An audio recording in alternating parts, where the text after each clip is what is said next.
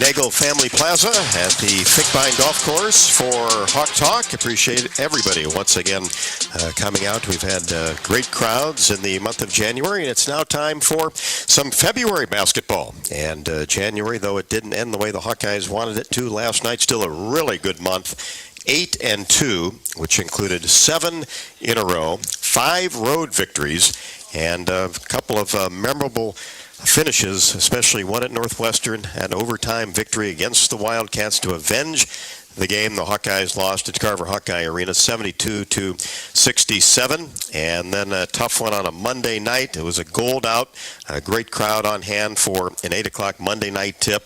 And Ohio State defeated the Hawkeyes 92-88, despite the Hawks leading for over 28 minutes. And, Coach, close games.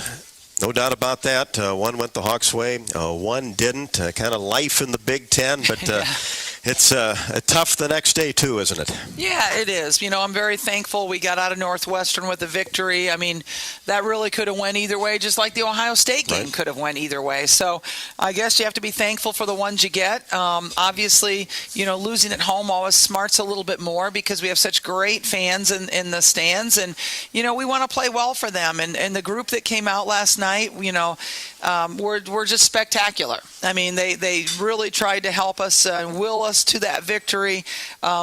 Unfortunately, we just couldn't get it quite done for them at the end. But I am proud of our team's effort. I think that they really worked really, really hard. And at the end of the game, you know, we don't have Gabby Marshall available because of an injury during the game. And that hurt because she's our, you know, highest percentage three-point shooter, one of our best defenders. And not having her in the game at the end was really tough.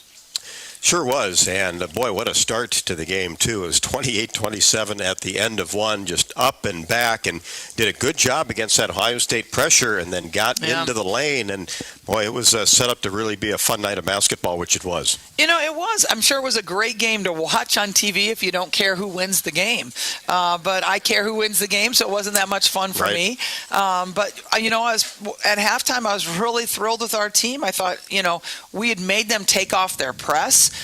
Which is something they kind of live and die by. And I said, you guys, we made them take off their press. They press all the time. So I was really thrilled with that. And really, you know, we had a lead with about 4 minutes to go. Just a few too many turnovers in that last few minutes. Yeah, you really felt good coming down the stretch. Had that lead, could have got it to 5 or 6, and then think, okay, hey, this is in our hands now, and just couldn't get that basket to go. And then Ohio State came back and was able to score. And then even in that fourth quarter, you got into the bonus with about 3.5 minutes left. I said, okay, great free throw shooting team. They're going to foul, get to the line, and it's over.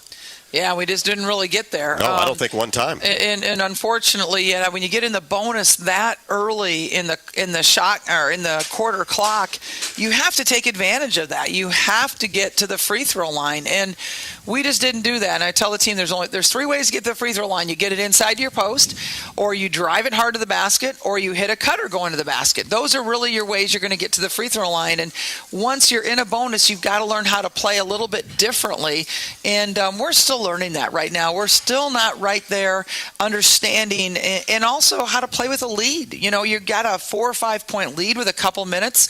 You know, you really want to be, I don't want to play, you don't want to play not to lose. You don't want to play super safe, but you also want to work some time off the clock. You want to work for a really good shot possession and not try to do something maybe, you know, we haven't done all game. And so those are things that we still have to learn.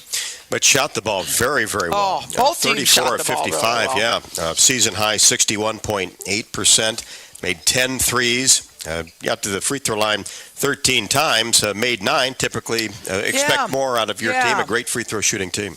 Yeah, I mean, you know, shooting the ball so well from 2-point and 3-point range was really good, and we had to do that because, you know, Ohio State was shooting the ball that well. Ironically, we shot better than they did from both the 2 and the 3-point line and the free throw line, and we out-rebounded them by 2. But they got 12 more shots than we did based on our 7 turnovers. And they were kind of untimely turnovers that really resulted in some high percentage shots. I mean, they got, I guess they only scored 11 points off our turnovers. We scored 12 points off their turnovers, but they were just pretty untimely. Yeah, and that's what happens coming down the stretch in close games sometimes gets magnified. And then defensively, we talked, remember in the pregame show, about J.C. Sheldon and Taylor Mikesell, two of the best scorers in the Big Ten, and can really shoot it. And in the first half, both had 9.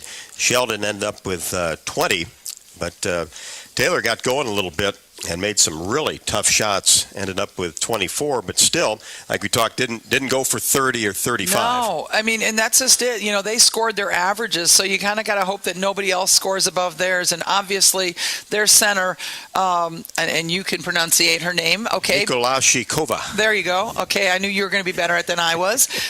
She had made 7 threes all year, and last night she made 5. She was 5 for 6. Yeah. She had been shooting 15% from three-point range during the Big Ten Conference, and then comes out and goes 5 for 6. Sometimes you go with the numbers, and you're hopeful, that the numbers are going to prevail, and that one didn't prevail last night.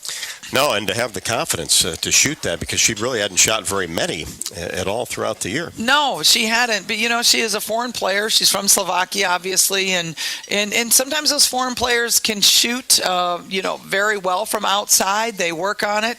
But like you say, we haven't seen her do it. She'd made 7 on the entire year. And so you kind of go with numbers. And that's how you prepare for a game. And unfortunately, it didn't work out for us. Well, Caitlin Clark with 43 points, a high mark for her as far as a Big Ten competition. Of course, had 44 against Evansville for her career high earlier this year. The second most amount of points, 44, scored by any Big Ten player this year. 43, the third. And Monica Sonano with 23 and 9, 11 of 13 from the floor. Those weren't all layups either. Those were contested shots in the paint. And she battled. Boy, Monica battled in there against their centers, and I'm just so proud of her, the effort that she made. The thing about Monica is she shot 85% from the field, 11 for 13. Why do we not get her 17 shots? Why do we not get her 18 shots? When you're shooting that good, when that's an automatic bucket, you got to get the ball into her hands. And, give it credit to Ohio State. They did a good job of fronting her and being physical with her and keeping the ball out of her hands and not letting us get in it there. But at the same time, I just think we could have set a few more screens for her to get her open for that. And, Caitlin, obviously, adjusted field goal percentage shooting is 70%. That's an incredible night. 43 points. That's an incredible performance. But, unfortunately, it's only a good performance if you win. Yeah, and she'd tell you the same thing. But the nice thing is, too, that the three-point shot for Caitlin seems to be back on target, shot the ball well at Northwestern, obviously made 7 threes, and it was the old 30-footers that we're used to seeing as well. Yeah, but, everybody shot the ball pretty well from 3. I mean, McKenna's 1 for 3, Kate Martin's 1 for 2, Gabby Marshall's 1 for 1. So, really it wasn't just Caitlin, but obviously she had the brunt of them. Of course, you look at Tomi Taiwo came on and gave you over 15 minutes. Addie was able to spell Monica Sonano on the short bench once again. But Tomi had a terrific drive-in in a key situation, and boy, worked really hard defensively, running all over the perimeter after those outstanding guards for Ohio State. She did. Tomi and really Gabby Marshall and Kate Martin really worked hard on defense. And Gabby just kept they just kept laying screens into her. And, Kate one time had to come out because she had a Charlie horse in her leg. And then obviously we lost Gabby when her shoulder got nailed on a screen. And, really we don't know what her situation is going to be like. She meets with another doctor tomorrow. And, she's questionable for Thursday night's game because of this game against Ohio State. You could tell she was in a lot of pain. She's in a lot of pain. And I asked her at the end, do you think you could go in and shoot the free throws? Because I thought maybe we were going to shoot free throws at the end. And she said, no, I can't do it. And it is her right shoulder, which is too bad because that's obviously her shooting shoulder, and she needs that. It definitely does. Hope for the best for Gabby Marshall to be back. But 16 lead changes, and the game was tied 5 times. And then you get Ohio State with 40 points in the paint, the Hawks with 44. When you look at the numbers, you realize that this game came down to the last possession. It really did come down to the wire. And Like you say, we out-rebounded them by 2, and really the only major statistic difference you see is that we have 14 turnovers and they have 7. But this is a team that had been forcing over 20 turnovers a game, so really 14 turnovers isn't bad in that realm. But, it just, again, the timeliness of them and not being able to get out on basically on their three-point shooters and giving them, 46% they shot from 3, and you could say, well, you shot 50% from 3, which is true, but we needed to do a better job out there. And Ohio State, a very good basketball team. They'll contend for the title. Michigan looks like they're playing very well right now, but 3 losses with Ohio State, 2 to Michigan, so it'll be tough for them to win, but they'll probably be up there, and then to Indiana, beat Maryland. Yeah. This is a team that is really an offensive juggernaut. They're really hard to defend, and the things that they do on screens just make it really, really hard to defend you. And they shoot the 3 ball well. They've got a good center, as you can tell, that can come out. They're very physical. They're quick. J.C. Sheldon is very fast off the bounce and off of her cuts, and so they're a really good basketball team. It would have been a huge win for the Hawks. Yep, sure would have, and a huge win did take place last Friday night in Evanston. Get another road victory, and took 5 extra minutes as the Hawks won 72-67 in overtime. And this game didn't have the lead, had to come back with 14 points down. But hey, team did not panic, outscored Northwestern by 5 in the fourth quarter, then by 5 in the overtime period. This was a crazy game. It was very unusual. Yeah, we'll remember that ending for a while. Yeah, we will remember that ending for a while. Just to refresh everybody's memory, we had the shot for the last shot of the game, which we missed, and they rebounded with under 4 seconds, about 3-something seconds, and they didn't call a timeout. They advanced the ball, and the clock stopped. And I'm watching the clock dwindle down, and it stopped at 3.9. And I'm like, what is going on? And there was they didn't hear it. There was an inadvertent whistle that we have on video that stopped the clock. Unfortunately, fortunately for us, none of the officials said they blew their whistle. But that's what stopped the clock. So doesn't match up. And you can clearly hear it on the film. We can clearly hear it on film. I even saw it. That there is a whistle, but supposedly nobody blew a whistle.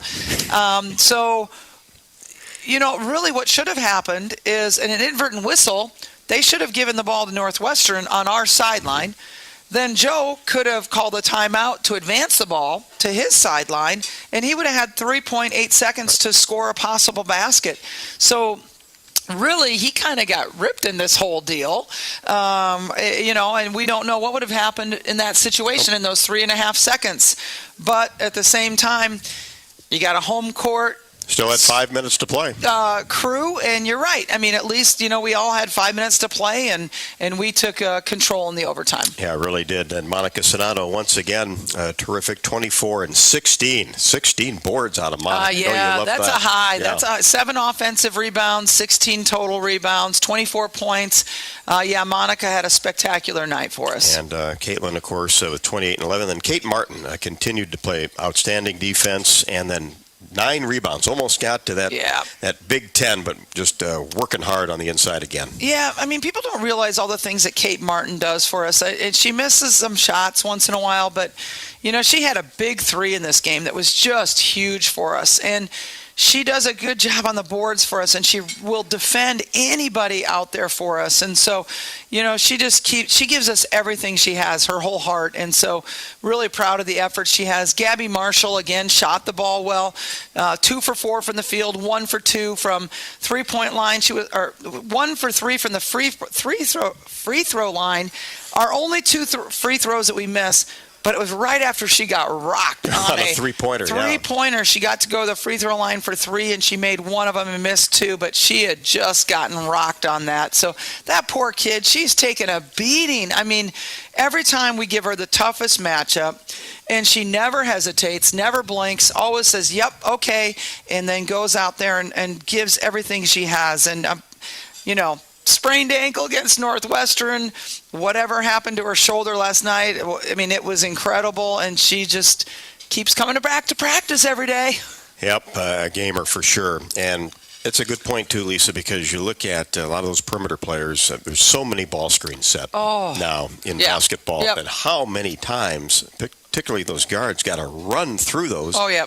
Playing 30 or 35 minutes a game. Yeah, you got to navigate those ball screens, and that requires a lot of communication. You hope your post players are really calling out those screens so they're not blind-sided to them, and then they've got to navigate them. They've got to get either over them or under them, and lots of times we're asking her to get over them because she's playing against a good three-point shooter that if she goes under them, they're gonna take a three-pointer on her. So, trying to navigate getting over top of that, I mean, it takes an amazing amount of athleticism and footwork, and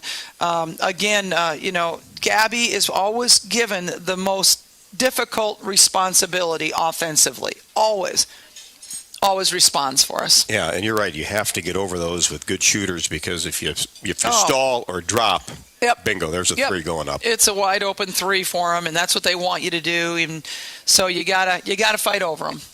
And it's usually a 4 or a 5, so it's a post player out there against a guard. Yeah, it's usually a big body setting a screen on them, somebody that's big and strong, and that they got to get around to. And Gabby ran into quite a few of those last night and kind of paid the penalty.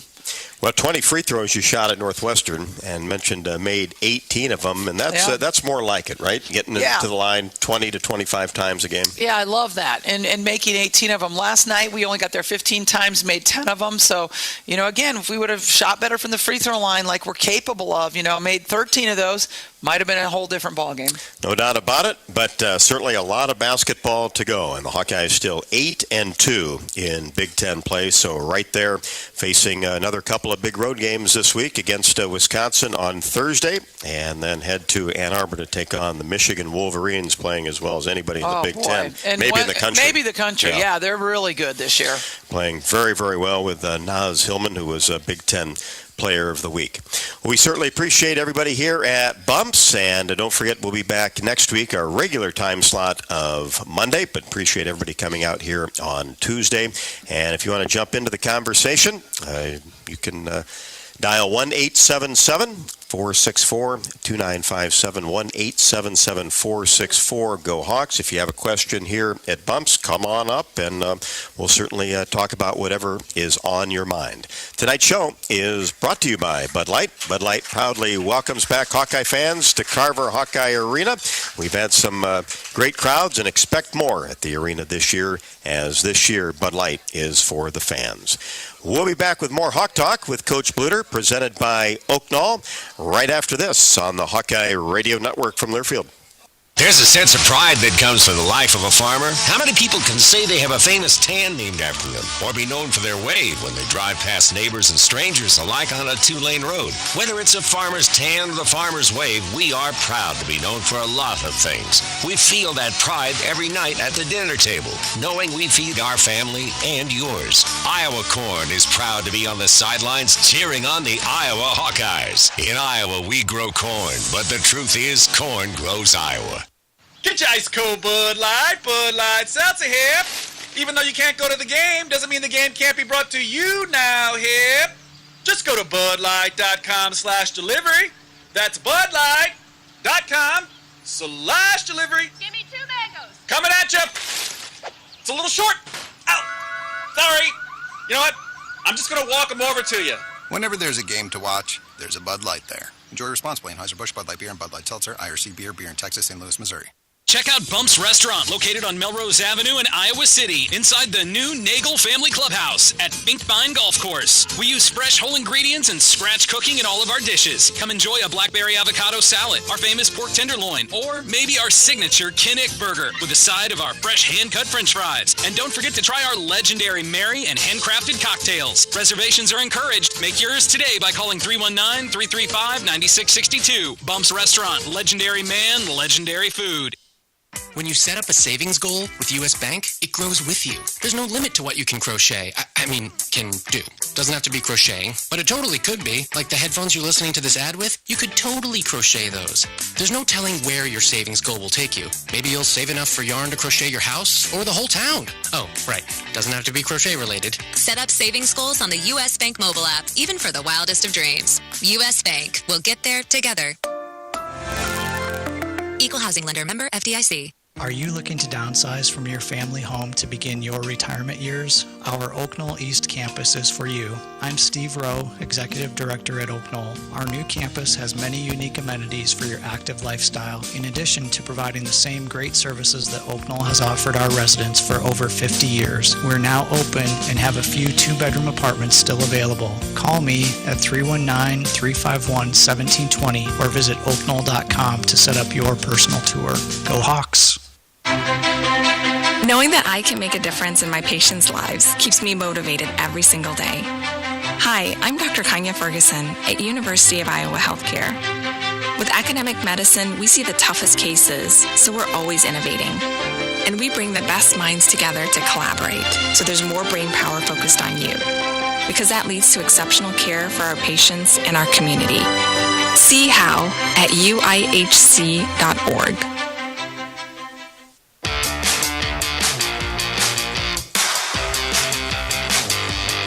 More Hawk Talk with Coach Bluder, presented by Oak Knoll here from Bumps, Dodge Street Tire and Auto. Locally owned and operated, has been voted best of the area for the 9th consecutive year. Proudly supports Iowa women's basketball. Visit Dodge Street Tire for all of your automotive needs, including the best deals on Goodyear and Toyo tires. Dodge Street Tire and Auto, celebrating 29 good years on the corner of Dodge and Church Streets. Of course, Wisconsin on Thursday. We'll talk about the Badgers in a little bit, and the Michigan Wolverines on Sunday. And let's head to the phones. Karen is checked in. Karen, how's everything in North Liberty tonight?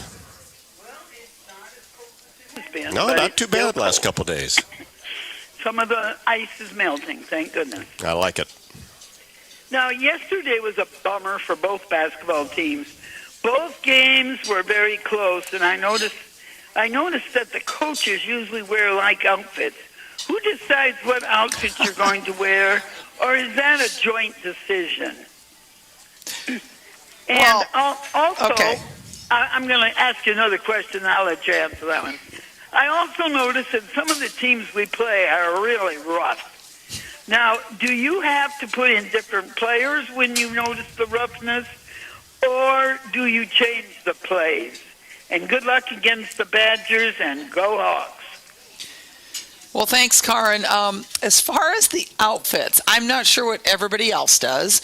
I've kind of made it a custom this year to wear tennis shoes because I'm doing it in honor of Dr. Christine Grant, because Dr. Grant told me one time after I came off of a game and I had high heels on and a suit, she goes, "Lisa, you need to wear sensible shoes." And so I've just in honor of Dr. Grant and her passing, and all this year I've been wearing tennis shoes, and honestly, I kind of like it. It really does. My knees feel better, and so I think that might be something I do from the rest of my coaching career in honor of Dr. Grant. So that was good advice. One of the many, many great pieces of advice Dr. Grant gave me over the years, but. So that, as far as the outfits, I still do believe that you should dress, I don't know, up a little bit. It's a big deal. It's playing basketball. It used to be every single game, right? Yeah, and so I still. But I think this casual thing is here to stay to some extent. I think it's here to stay, and I know all the men's coaches are going casual now, and a lot of the women's coaches are. I'm kind of doing a hybrid, If it's at home, I'm feeling more dress up, and if it's on the road, I'm feeling a little bit more dress down and being casual a little bit more. So anyway, that's kind of our method to the madness, but I'm not making my whole staff do it. So they all dress in like. If they're not going to dress up, they dress in like.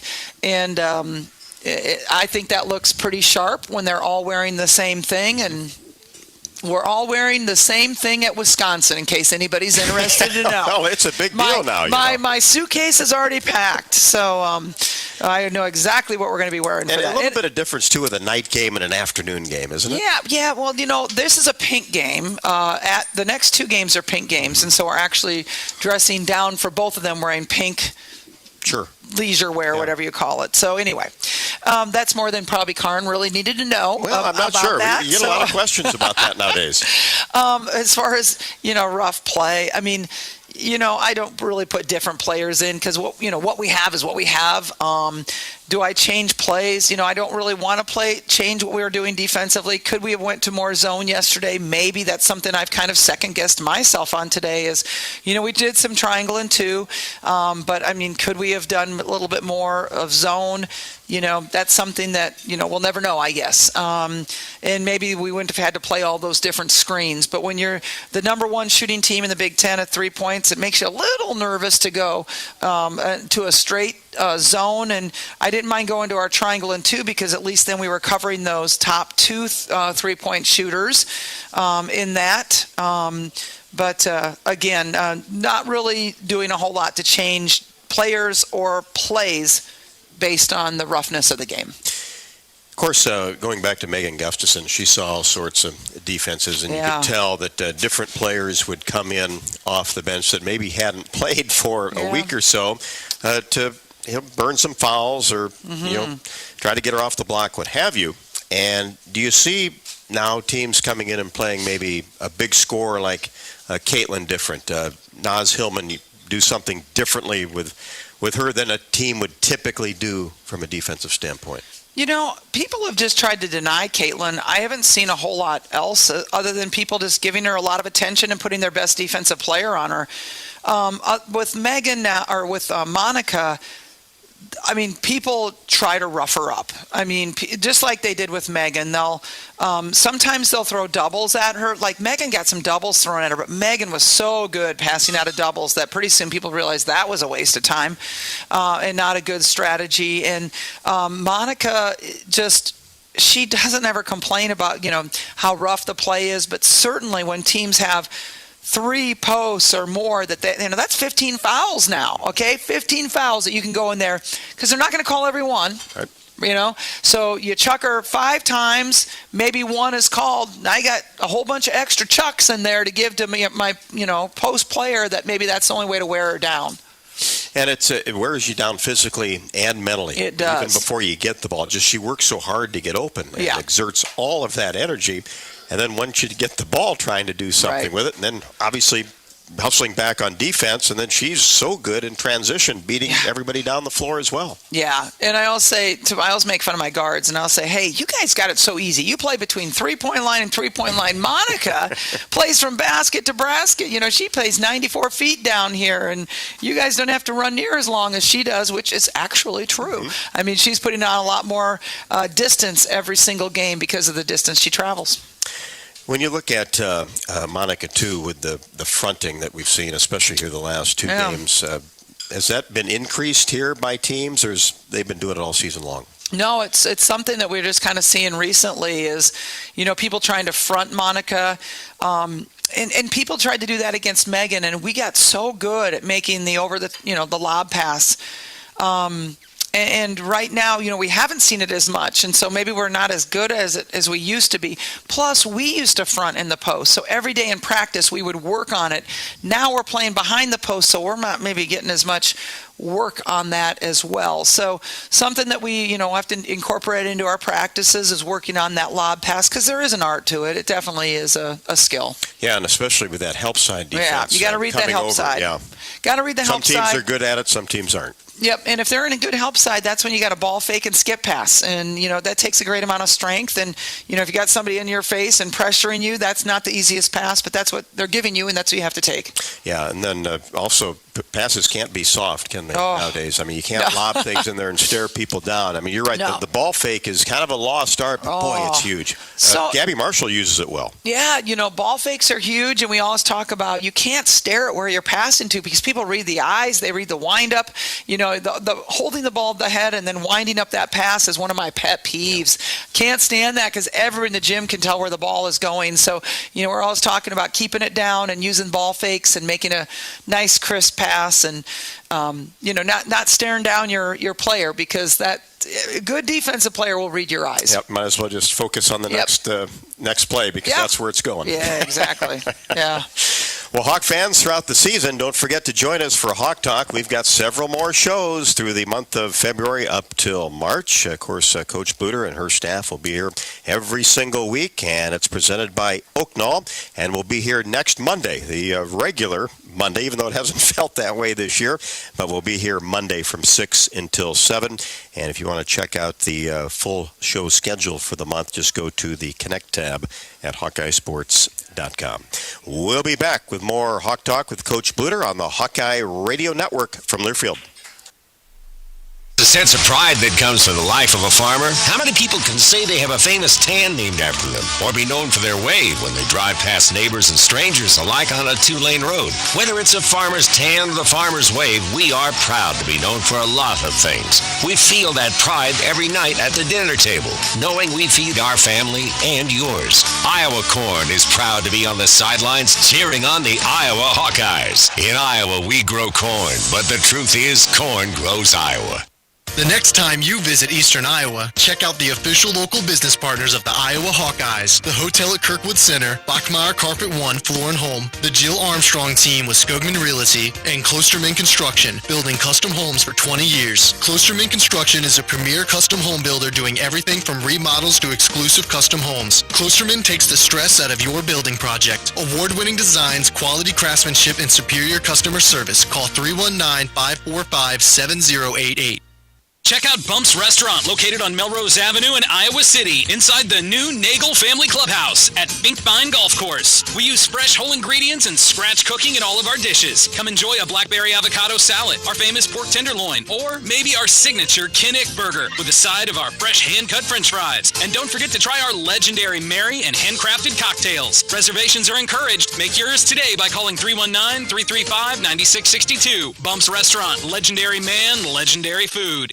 It's always more fun to be with friends as you cheer on your favorite team. Whether attending the game, watching at a bar, or hosting a party, it's very important to know that fans don't let fans drive drunk. Before choosing to drink, choose your team's MVP, a sober designated driver. Avoid the unsportsmanlike conduct of driving drunk by handing off your keys so that you, your passengers, and everyone on the road can be safe. Your team victory will only be worth celebrating if you and your friends make it home. This message is brought to you by the Iowa Department of Public Safety, the Governor's Traffic Safety Bureau, and your local law enforcement.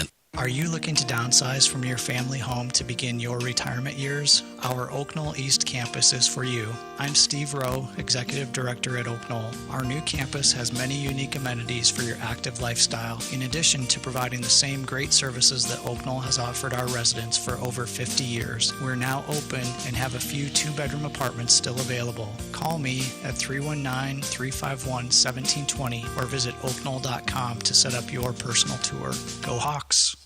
Oh, you know that old injury of yours? The one in your knee or maybe back? Instead of going to the doctor and then doing physical therapy, why not start with therapy first? Athletico Physical Therapy is changing the whole healing process around. Their physical therapists will find the source of your pain and help fix it. Start with them and start living pain-free. Just like that. It all starts with Athletico Physical Therapy. Schedule your free assessment at athletico.com. No prescription needed. Proud partner of the Iowa Hawkeyes.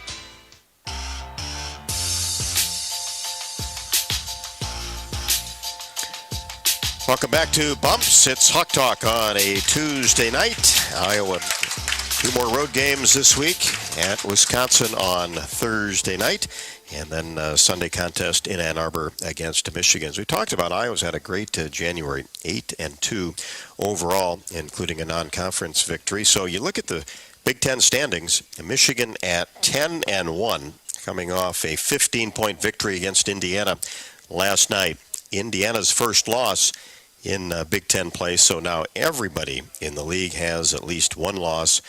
And then Iowa's right there in third place right now, 8-2, the only team with just 2 losses behind Michigan and Indiana. Then Ohio State picked up the victory last night, 8-3. Maryland at 7-3, have won 3 in a row. Michigan State, a little resurgence with the Spartans at 6-3. They've won 4 in a row. And Nebraska has reached the 500 mark at 4-4. Of course, the Hawks defeated the Huskers twice, and 2 in a row now for Nebraska as they will host Penn State a little bit later on in the week. Just one game tonight. Rutgers is at Nebraska, so back-to-back home games for the Cornhuskers as they'll host Penn State on Thursday. Michigan is at Illinois, Minnesota at Indiana, Northwestern at Purdue, and Michigan State will host Maryland. And Lisa, when you look at the standings right now, of course, it's early and it's going to change every single week, but outside of Ohio State, you got Maryland coming up, one play at home, but you've defeated Michigan in the only game that you play with them this year. Michigan State, excuse me. And Nebraska, 2 victories. Purdue, you have a victory over, and then a split with the Northwestern and 1 victory so far against Minnesota. So in that realm, sitting pretty good. Yeah, I mean, really what your goal is, you want to be, well, you all want to win it all. That's the goal. But, to be in the top 4, because the top 4 get the double bye, and that's really big. Like last year, we had to play 4 games in 4 days in the Big Ten tournament in the championship game. It was our 4th game in 4 days, or for Maryland, it was their 3rd game in 3 days. That's a big difference. It's a very, very big difference. And so you really want to be in those top 4 spots. And that's why that game against Ohio State was really important, because we only play them once this year. And so if it goes to head-to-head competition, if you're tied, they're going to win the tiebreaker. And Maryland's going to end up better than where they are now. Yeah. They're in 5th in the conference at 7-3. You know that's a team that's going to come on strong at the end of the year. But you mentioned that run in the Big Ten tournament last year, and yes, you did play a lot of games, but what do you think that did for your NCAA tournament resume? It definitely helped our resume. we were a 5th seed, we were a 5 seed in the tournament. I think before that we were even a 6 or maybe even a 7 seed. We were going to be in the tournament, right, but our 6 or 7 seed probably. So it really moved us up 1 or 2 spots by making it all the way to the championship sometimes game. Those victories really help out as well, and especially a nice little run. You get some notoriety. That's right. Get to the weekend, and certainly helped out in that instance. Let's head back to the phones. Anthony is checking in from Des Moines. Anthony, how are you this evening? Well, pretty good, Bob, Coach. How you folks doing this evening? Great, thank you. Coach, tough loss against Ohio State last night. I thought there was a couple of calls that could have gone your way. But my main concern is, how's the injury on one of your players that took a hard hit on the floor last night? Was it Katie Martin that got injured? And another thing is there, Coach, what are your concerns against Wisconsin on Thursday night, and how do you match up with them? And I do have an announcement to make. I am covering Hawkeye on Sunday afternoon. I'm going to have my first taste at Cover Hawkeye Arena for my first Hawkeye basketball game. Wow. It's about time, Anthony. Well, enjoy. Hang up listening and go Hawks. Thanks, guys. Thank you. Thanks, Anthony. And, we don't play at home this Sunday. I just want to make sure Anthony is not in the wrong place. We're playing at Ann Arbor on Sunday, so I just don't want you to show up and not have a game here in Carver, Anthony. But the injuries, I can't go into a whole lot of details about injuries. We had to remove Kate Martin one time from the game. We had to remove Gabby Marshall from the game. McKenna Warnock also sustained some injuries during the game, so I can't go into those a whole lot just because of, certain privacy rules, and also I wouldn't be prudent when we're going to play Wisconsin on Thursday. But what concerns us about Wisconsin is, basically that we're darn pretty beat up, and we're going into a team that's 2-8 in the Big Ten Conference, and I'm worried about my team overlooking them and them having a game of their life. That's what really worries me. They're a team that beat Penn State. Obviously, they've beaten Rutgers, but gave Minnesota all they wanted. They Sunday. did both, and really kind of both times they played them. So this is a team that has a new coach this year. They've kind of had changing rosters, but this is a lot of the same people that were back last year. That was a pretty good Wisconsin team. Not a great team, but a competitive Wisconsin team. And you just worry about them coming out and having a great night against maybe a little bit depleted Iowa team. How about some of their personnel? You mentioned some of the players are back this year. New coaching structure, of course. Yeah. But you're right. I remember that run they made in the Big Ten tournament a couple of years ago. So catch fire at any time. You've done such a good job on the road, taking care of teams that you think you're better than. But you're right. It's always scary going in. It is. And you just never want to overlook anybody. You want to talk to your team about really being mentally engaged in that game. You know, we play Michigan on Sunday, and it's easy to start overlooking that and start looking forward to Michigan, and we can't afford to do that. Every game is important. So one of their players or starters is actually a transfer. Came here with the new coach from Boston College and Boston University, I think. I'm sorry, I should know that. But Katie Nelson is a 5'8" guard senior that is starting for them. Sydney Hilliard was a runner-up for Miss Wisconsin basketball behind McKenna. She is a junior and is a tremendous player, has been really given us fits in the past years. Julie Papaslova is a player from Chicago, a Czechoslovakian transplant, and that she's our starting center. You see, when a new coach takes over anywhere, teams play hard, have a lot of energy because they're obviously trying to prove themselves as well. Yeah, it's kind of the rise of the innocence, too. It's like, you know, the opportunity to really go in there and start anew, right? Start fresh, start over. You know, they really haven't resulted in a whole lot of wins for Wisconsin this year. They're 5-15 overall, 2-8 in the Big Ten Conference, but it's one of those things. They're playing on their home court, and I know how badly they want to get us. And so when you're getting everybody's best shot, you got to be ready every single night. Yeah, that's a border rivalry. Yes, it is. You've had great success against the Badgers. Absolutely, and I know they're really sick of it. And so we got to be aware of that, you know, sometimes when people are, you know, get more motivated to play you than you get motivated to play them, it can result in bad things. So we got to bring it on Thursday night. Yeah, let's keep this streak going at least one more year because this is the only opportunity with the Badgers. That's right. 6:30 start on Thursday night. That's exactly right. We'll talk about Michigan and more about some of the things that could happen with the schedule when we come back with Hawk Talk with Coach Bluder. After we remind you that here in Iowa, we grow corn, but the truth is corn grows Iowa.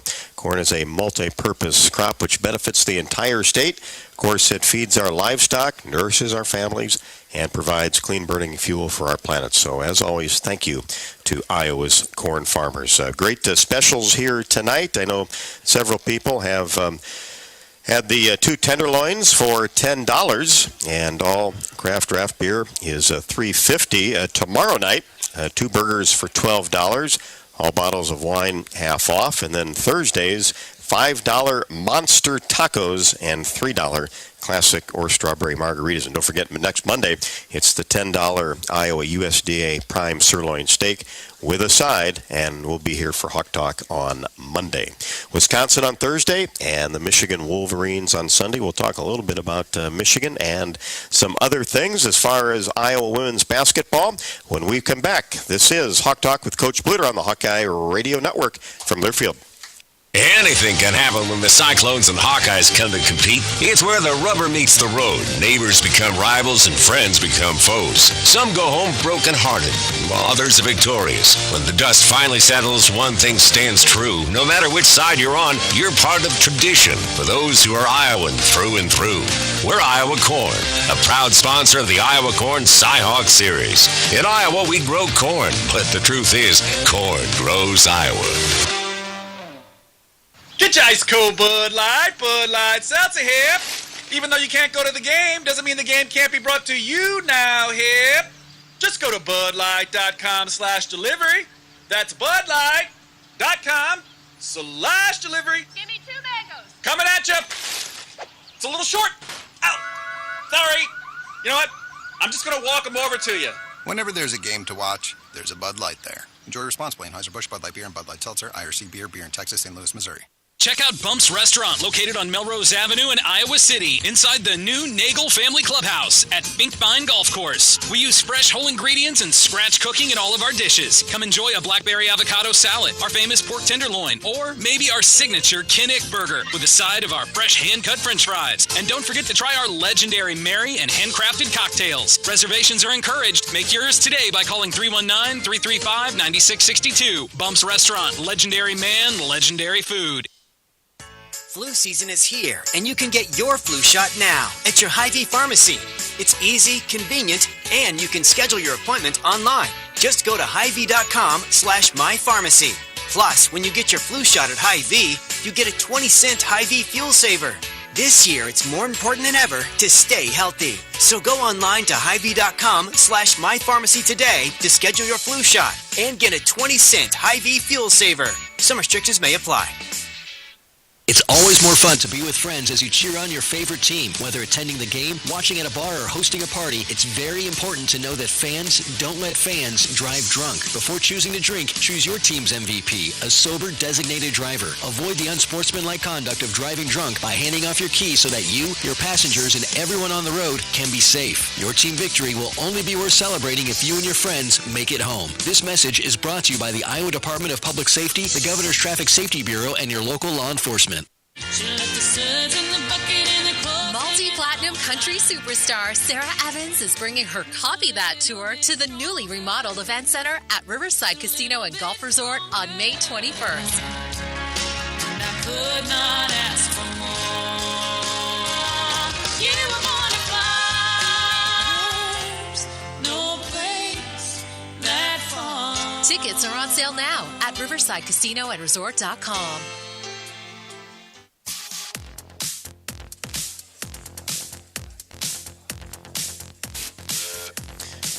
Welcome back to Hawk Talk. Final couple of segments as we got a preview of Wisconsin. Hawks trying to start another winning streak on Thursday night, and then, of course, head to Michigan for a Sunday contest. And it's a big day of basketball in the Big Ten, Iowa and Michigan. That's a 5:30 Central Time start, so that's the last game of the day as far as Big Ten games are concerned. Nebraska is at Maryland on Sunday. Purdue and Indiana from Bloomington.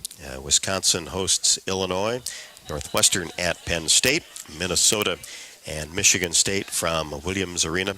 And the last game of the night, Iowa and Michigan. Michigan ranked number 6 or 7 in the country. So they have been outstanding all season long, and one of the teams in the driver's seat to win the Big Ten Conference regular season. But Iowa with just 2 losses. Michigan has 1, Indiana 1, and Ohio State and Maryland 3. But Maryland, a very good basketball team. You know that they will be there in the end, as Coach Bluder talked about. And as far as Michigan is concerned, Naz Hillman. If you follow Big Ten women's basketball, you certainly know that name. In conference games, averaging 20.7 points a contest. That is 5th overall. Of course, Caitlin Clark leads the way at 26.7. In the rebounding category, Hillman is at 8.9, and right up there with Monica Sonano as far as field goal percentage. Monica leads the Big Ten at 65.6, and Naz Hillman at 60.6. Caitlin Clark, of course, is the leader in the assist category, just under 10 per game in Big Ten play only, and Hillman's a very good free throw shooter as well at 76.8%. Before we talk Michigan, let's head back to the phones. Audrey is on the line and has a question. Audrey, how are you? I'm doing good tonight. Good. Say, I really like and enjoy watching the Hawks play. They're such a fast-paced team and the high scoring. But my question tonight, which I've not ever heard discussed before, is a question about the WNBA. And can women declare early for the WNBA like the men can in their leagues? And what's the regulations on that? Do you have to be a certain age or complete so many years of college? Could you talk about that? Thank you. And go Hawks. Thanks, Andrea. Good question.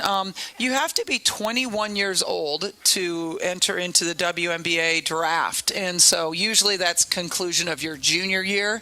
That's pretty typical. That's when you can declare for the draft. So pretty simple. Do many do it? We've had a few in the league go early. Not a lot, but a few. Now they can take so much summer school that gets paid for them, and some of them come in with so many credit hours that they're graduating in 3 years. And so then if they've graduated and, they're going to be a first-round draft pick, sometimes it depends how much they're enjoying their college career. But I know Michigan State had somebody leave early. I know that there's been more, but Notre Dame had somebody leave early after a really successful season. So it has happened. I wouldn't say it happens a lot, though.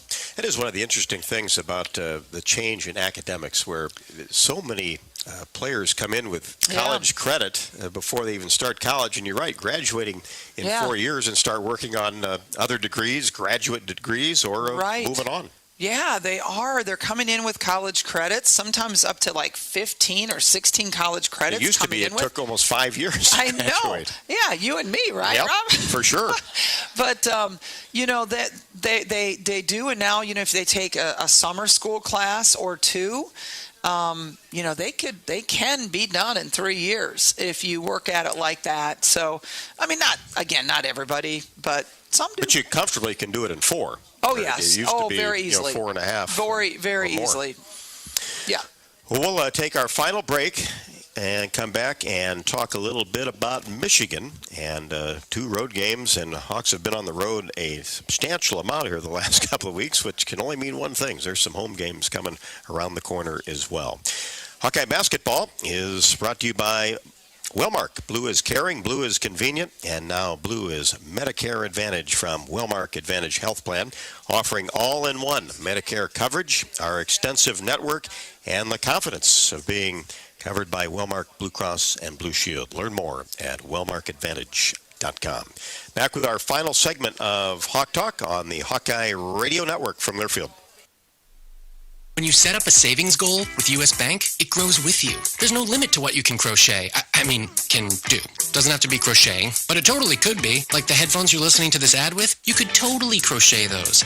There's no telling where your savings goal will take you. Maybe you'll save enough for yarn to crochet your house or the whole town. Oh, right. Doesn't have to be crochet related. Set up savings goals on the U.S. Bank mobile app, even for the wildest of dreams. U.S. Bank. We'll get there together. Equal housing lender. Member FDIC. The next time you visit Eastern Iowa, check out the official local business partners of the Iowa Hawkeyes. The Jill Armstrong team with Skogman Realty, Bachmeyer Carpet One, Floor and Home, Klosterman Construction, and the Hotel at Kirkwood Center, Iowa's premier luxury hotel, named Iowa Tourism's 2021 Hotel of the Year and awarded the AAA 4-Diamond Award for lodging. To make reservations, visit thehotelatKirkwood.com or call 877-751-5111 for more information. Flu season is here, and you can get your flu shot now at your Hy-Vee pharmacy. It's easy, convenient, and you can schedule your appointment online. Just go to Hy-Vee.com/mypharmacy.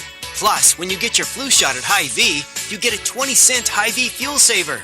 This year, it's more important than ever to stay healthy. So go online to Hy-Vee.com/mypharmacy today to schedule your flu shot and get a 20-cent Hy-Vee fuel saver. Some restrictions may apply.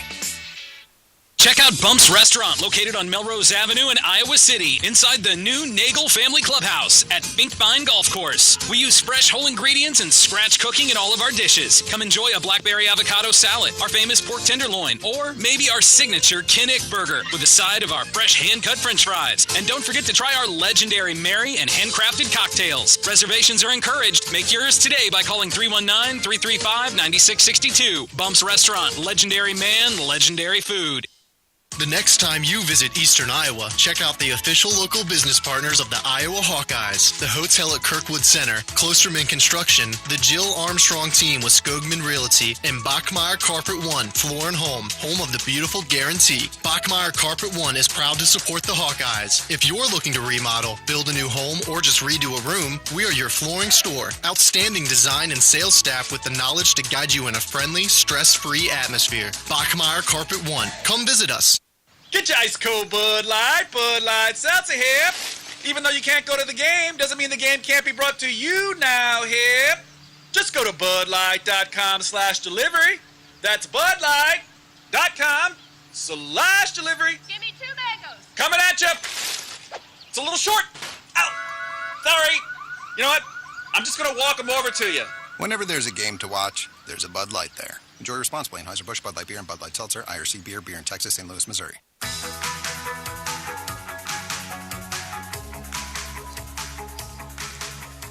Final segment of Hawk Talk for this week. We will be back here at Bumps next Monday from 6 until 7. Before we dive into Michigan a little bit on Sunday's contest, let's pause 10 seconds for station identification. You're listening to Iowa Hawkeye Hawk Talk with Coach Bluder.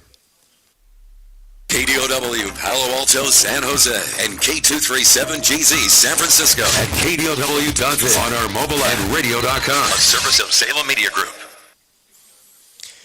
Coach, before we talk about the Wolverines, I had a question in-house here about the Indiana game, whether that's going to be rescheduled. I know you've been working hard with the Big Ten office to try to get that done sometime this month.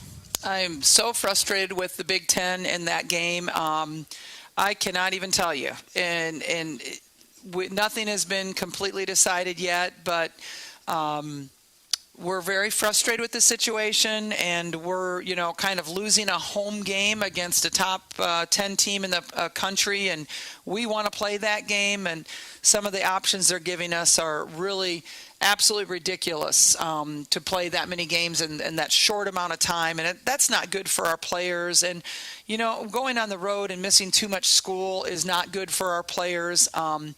They're not professional athletes, they're student athletes, and when you're asking them to miss 3 or 4 days of school every week for a couple weeks in a row, it's ridiculous. And so we're still in conversations about the Indiana game, but it's not going very well right now for the Hawkeyes. Well, and I think, too, when you look at the Big Ten, and if you're the Big Ten office, you want everybody to play a full schedule. And you look at the standings right now, that is certainly not the case. Michigan has played 11 games, and Indiana has played 7. I get the stoppage and start with COVID and everything, but, boy, you'd want to do everything you possibly could to try to make it up and do what's right for the league. It's true, but to me, we shouldn't be penalized for Indiana being sick, and that's kind of how it's going right now.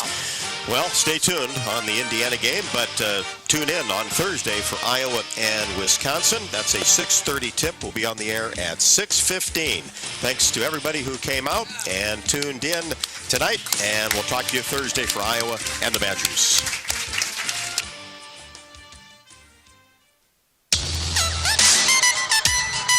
On the Hawkeye Sports Network from Learfield, this has been Hawk Talk with Lisa Bluder. Brought to you by Bud Light. It's for the fans. Hy-Vee, the official grocer partner of Iowa Hawkeyes basketball.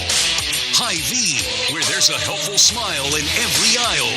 Governor's Traffic and Safety Bureau, by the Iowa Governor's Traffic Safety Bureau, who reminds you to click it or ticket day or night. By University of Iowa Healthcare, changing medicine, changing lives. U.S. Bank, life keeps moving. We're here for every step. U.S. Bank, member FDIC. And by Authentic Brand. Look authentic, feel authentic, be authentic. Get your game day gear online at authentic-brand.com. The preceding has been a Learfield presentation on the Hawkeye Sports Network.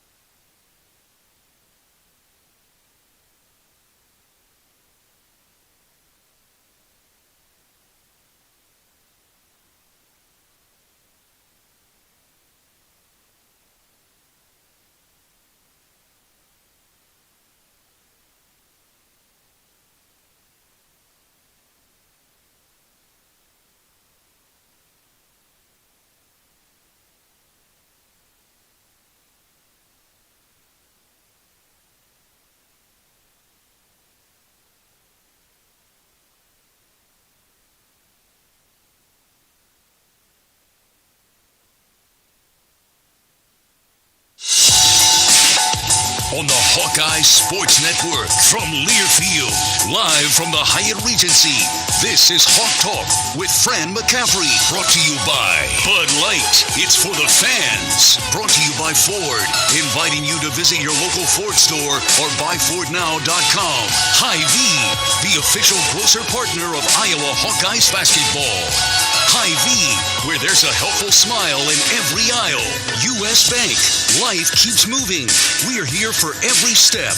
U.S. Bank, member FDIC. U.S. Cellular, today's game, brought to you by U.S. Cellular, America's locally grown wireless. And by Hyatt Regency, caring for people so they can be their best. Now, here's the voice of the Hawkeyes, Gary Dolphin. Hey, good evening, everybody. Welcome into Hawk Talk with Iowa basketball coach Fran McCaffery. With the temperature dropping again, we're cozy and comfortable here inside the Hyatt Regency Coralville at the Edgewater Grill and Bar for the next 90 minutes. Stay longer if you'd like, certainly. Thanks for tuning in. The Hawks got home late last night from Penn State, where the Nittany Lions outlasted Iowa in double overtime, 90-86. The teams played through 15 ties and 15 lead changes. Sank free throw after free throw. Penn State sank a few more at the end to hold the Hawks off in double overtime. Iowa made 18 of 24 to be exact. Actually, Penn State made 18 of 24. The Hawks sank 21 of 28, but Penn State had 6 more field goals with the inside combination of John Harra and Greg Lee combining for 35 points and 18 rebounds. Keegan Murray with 21 points led Iowa, and that despite having no field goals in the first half. But Keegan's tip-in at the buzzer of a Jordan Bohannon missed shot at the end of regulation sent the teams to the first overtime period tied at 66, and then Penn State's Miles Dredd nailed a three-pointer to force a second overtime. Score tied again at 78, and the Nittany Lions win it at the free throw line in double overtime, 90-86. So both the Hawkeyes and Penn State are now 4-6 in Big Ten play. The Hawkeyes are 14-7 overall. Penn State drops or improves to 9-9. And after all that, the Hawks are back out on the road Thursday night at Ohio State. The 16th-ranked Buckeyes lost on a Jaden Ivey three-point shot at the buzzer Sunday at Purdue as the Boilermakers held off the Buckeyes 81-78. And they've got another good team under Chris Holtmann. E.J. Liddell averages 19 points, 7.5 rebounds. Malachi Branham is at 11-4. Zed King, Kyle Young, Justin Arns, a lot of familiar names that we'll get Fran's thoughts on. Fran's mobile tonight, heading out to watch son Jack play. And let's welcome in the head coach of the Hawkeyes, Fran McCaffery. Fran, good evening. How's it going, Dom? Going good, Coach. Where are the Trojans at tonight? Are they home or on the road? On the road, we're at the Duke Senior tonight. Okay, you're up in Dubuque County. We'll travel safely. I just kind of recap briefly what happened last night, Fran. What are your thoughts 24 hours later? It's one of those things, Dom, where we did a lot of good things. We made some mistakes. Didn't get off to a good start. But I thought we had a lot of really good performances from a lot of different people. I thought the way we fought back, the way we hung in there, it looked like we were finished at the end of regulation. What an incredible play by Keegan. But the way we managed the game coming down the stretch, big hoop right before that by Patrick. Cut it to 1. Our execution was pretty good at times. At times, it was not, but it was an opportunity to learn. And we got another opportunity on Thursday night at Ohio State. Indeed, the Hawkeyes at Ohio State. By the way, that is a 7 o'clock tip Iowa time, so my broadcast partner and I, Bobby Hansen, will be on the air at 6 o'clock with our Hawkeye pregame show. And speaking of the former Hawkeye great, Bobby's sitting alongside, as usual, for Hawk Talk with Fran McCaffery. Bobby, go ahead, talk to Coach. Yeah, Coach, good evening. Yeah, travel safe up there. Hopefully we got good news. I have no idea with Connor. He's going to have that MRI today. What a game he had, and then unfortunate with the injury. Yeah, it was. You know what? I was really proud of how he played. He hit some shots, but he had 6 rebounds. His defense was incredible. He was fighting in there. He made such a difference on the floor. He's still in pain. He had an X-ray, an examination, and an MRI. So the MRI has not been read yet. So we'll know more tomorrow the extent of the injury. But I will say he's feeling a lot better today than he was yesterday for sure. Yeah, it's good. What a hustle play, though, when it actually happened, I think, was when, was it Lundy or Dredd? One of them guys was heading in for a layup. I was kind of like, let him go. But he stuck it in there, and that caused a turnover. I think the Hawkeyes came up with the basketball. We did. He chased him down, made him miss. We came back the other way, had a great transition opportunity. Like you said, I mean, that's what he does. And he understands what needs to be done at any given time. Coach, Aaron Eulis was big, especially in the overtime periods last night. He made 5 out of 6 from the free throw line and kept the Hawks either just ahead or kept them close until those closing moments. You got to be proud of Aaron's play, I thought. He was really good the whole night. He really pushed it on the fake. He was finding our three-point shooters. He hit Keegan a couple times at the right time. He was money from the foul line. His defense was good. He missed a couple shots that he normally makes. I thought his shot selection was good, and we'll continue to encourage him to take those same shots. Coach, Keegan got in early foul trouble last night, and that's been an issue in terms of the Hawks getting a slow start out of the gate. I know it's so difficult when he's not on the floor. I can only imagine how frustrated he feels. Yeah, I thought the first one, he set an illegal screen. He didn't have to do that. He's got to get those kind of fouls out of his game.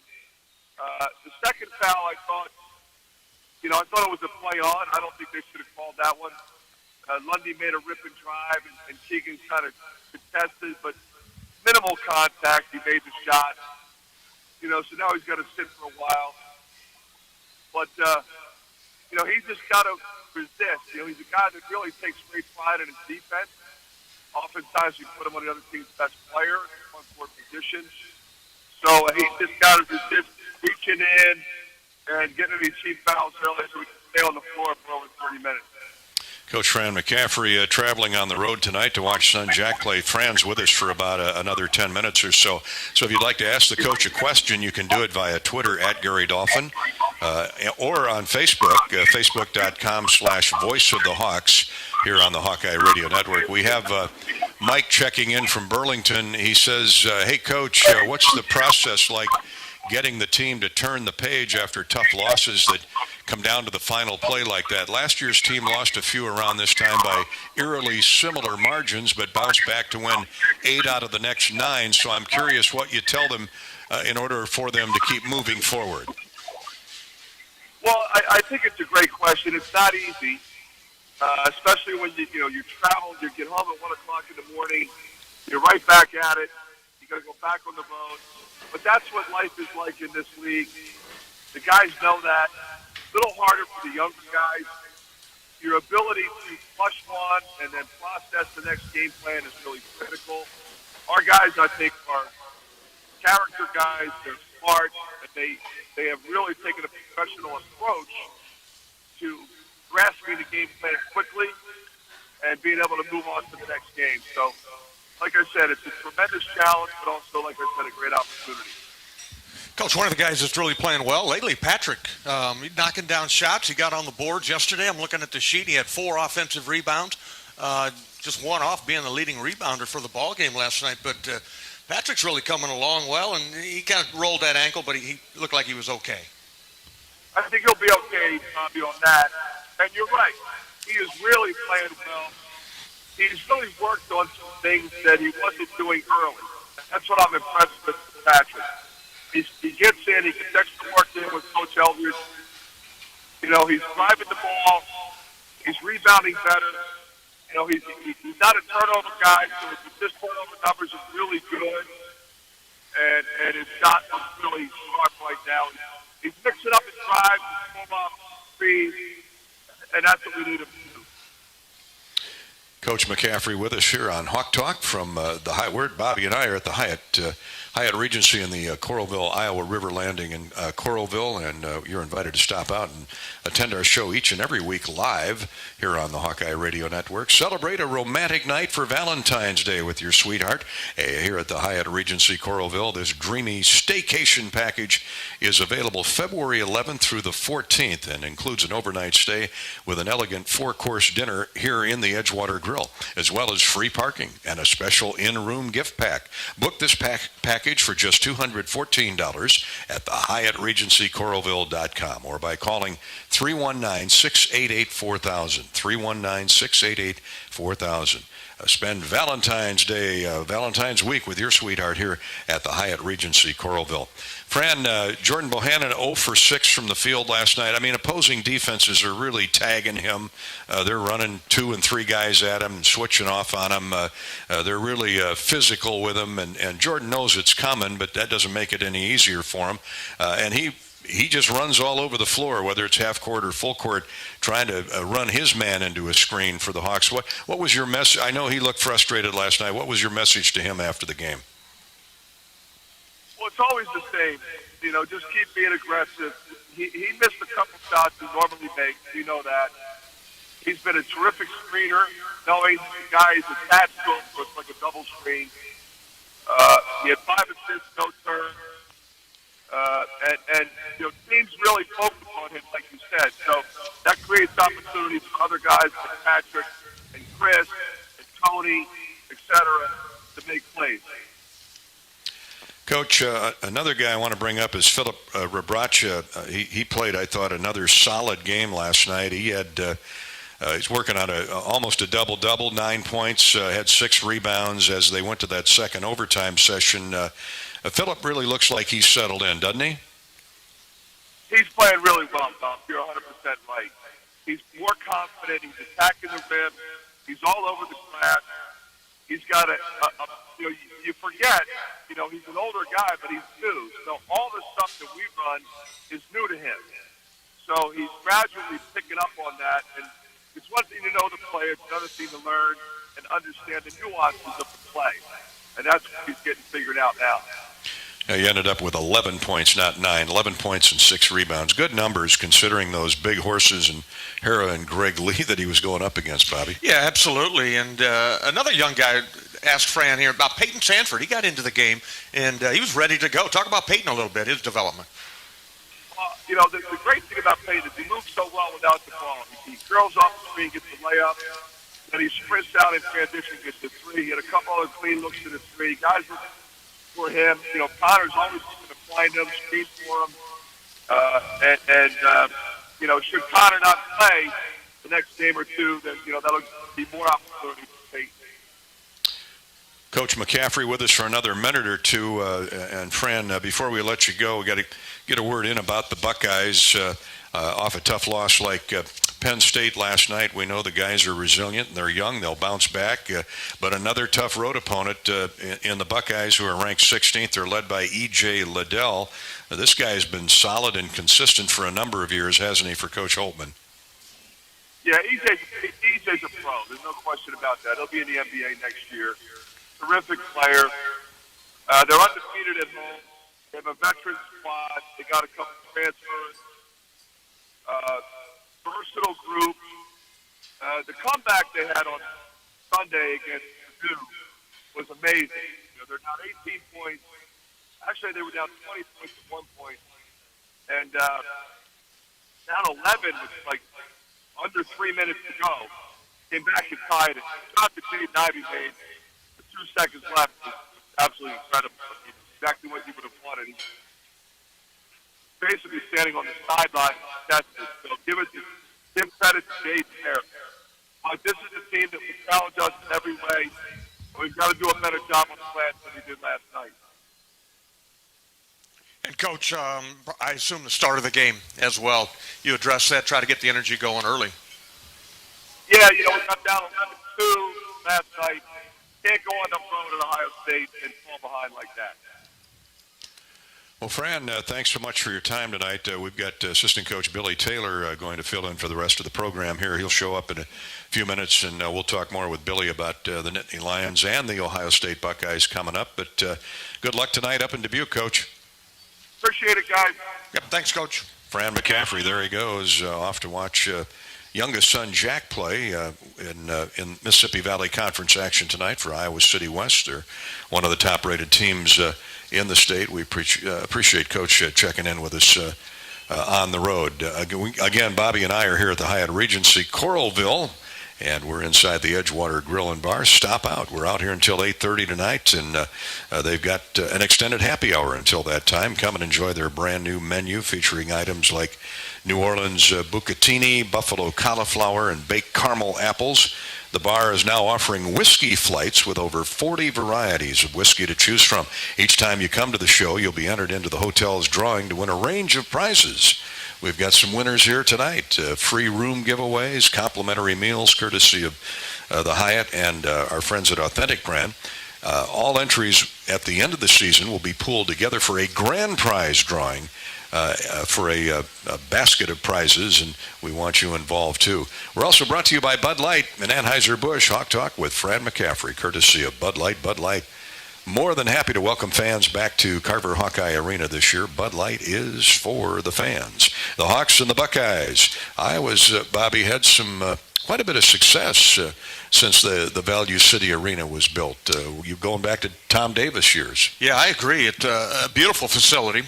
St. John's Arena is the former facility, but they built one right on campus. It's a multi-purpose facility right there by their baseball stadium, and the Hawks have had success up in there. So it's a game that, they're going to be chomping at the bit a little bit. Fran talked about Jaden Ivey. That shot he hit was incredible. But the comeback, and that is the story of that game, how Purdue let another team get back into the game, and they did it with three-point shooting. Arns was back there knocking them down, but E.J. Liddell from straight on, he's money, he's deadly. And they had another guy, number 3. I didn't catch his name, but he's a new guy, I think. I think that's that Malachi Branham that you referred to. Yeah, he was good. He was knocking down threes, good-looking athlete. So, yeah, you got your work cut out for you, and, I'm packed. I'm ready to go, Dolph. I packed before the show here, and actually just washed the clothes.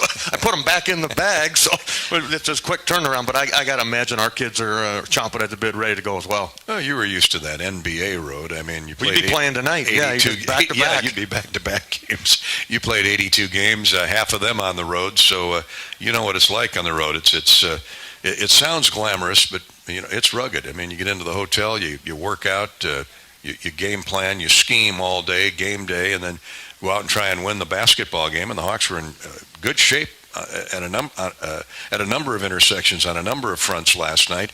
Just couldn't quite get over the hump. But that is life on the road in the Big Ten or the NBA for that matter. Yeah, you got to have a short memory, man. You got to flush it and move on to the next one. Don't let one become two. And you never know how a team's going to respond. When they're coming back off that tough defeat that they had, Ohio State, I'm talking about with that one. But they're expecting snow over there. We're going to miss it here in Iowa. Chicago down southeast are going to be a pretty good storm. So who knows what that crowd's going to be like. We'll get in safely and get out safely, kind of right sandwiched around that storm coming over to Central Ohio. Well, here's the deal: if you split by getting a win, you need to beat Ohio State now to get a split of this 2-game road trip. Hawks got 3 of the next 4 in the friendly confines, actually 4 of the next 5 at Carver Hawkeye Arena, starting with Minnesota Sunday afternoon.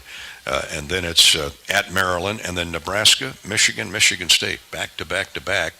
All winnable games, but you got to play your best to win. Yeah, well, absolutely, one at a time. And just a note on Saturday's game at 3:30 will be our Sunday at 3:30, our annual Letterman's game. A bunch of guys will be back for that one. They'll introduce them at halftime and come out and see some of the old fellas. Well, you're already packed, so maybe you can just go to the arena Saturday and wait for us to get wait for you to get there on Sunday. Yeah, Letterman's Day is always fun because you get to see the guys from the Final Four era, Final 4 days when you played at Iowa. And then even a generation or a step back in time. We still have guys like Stick Vidnovic and gentlemen that played in the 60s at the old field house, and certainly a lot of players from the Dr. Tom Davis era come out of the 80s and 90s. And that's, Ronnie Lester, when he can make it, B.J. Armstrong. Well, it's fun to see those guys. Oh, absolutely. I know the fans love to see him, and hopefully we have a really good turnout for those guys and a turnout of the guys. But, yeah, we see each other at the Chris Street Golf in August. When we have that, a lot of guys come back for that. You see a lot of the student managers that come back. So we're not able to meet, officially after the game with COVID and all that, but the guys will be there and come out and say hello to them. Well, Keegan Murray and teammates are worth the price of admission. 3:30 on Sunday, 2:30 for the pregame show here on the Hawkeye Radio Network.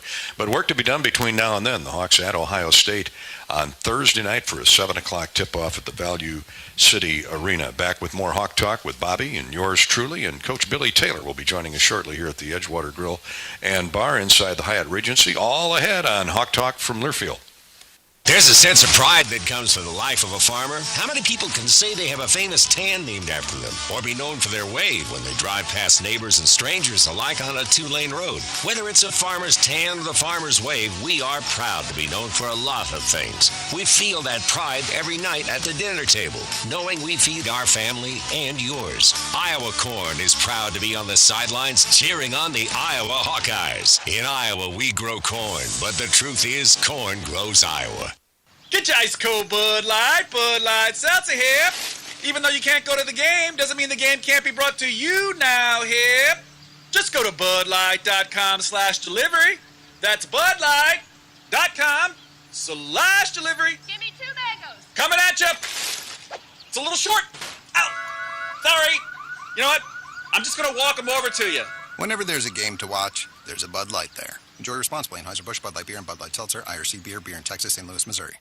When you build a network locally engineered for the home team, you know how important a strong connection is on game day. So you give every fan in town access to 5G at no extra charge. Now, when you switch to US Cellular, you can get unlimited 5G data for only $30 a month with 4 lines. Join the nationwide network built from your town up and stay connected to your home team with US Cellular 5G. Switch today and get unlimited 5G data for only $30 a month with 4 lines.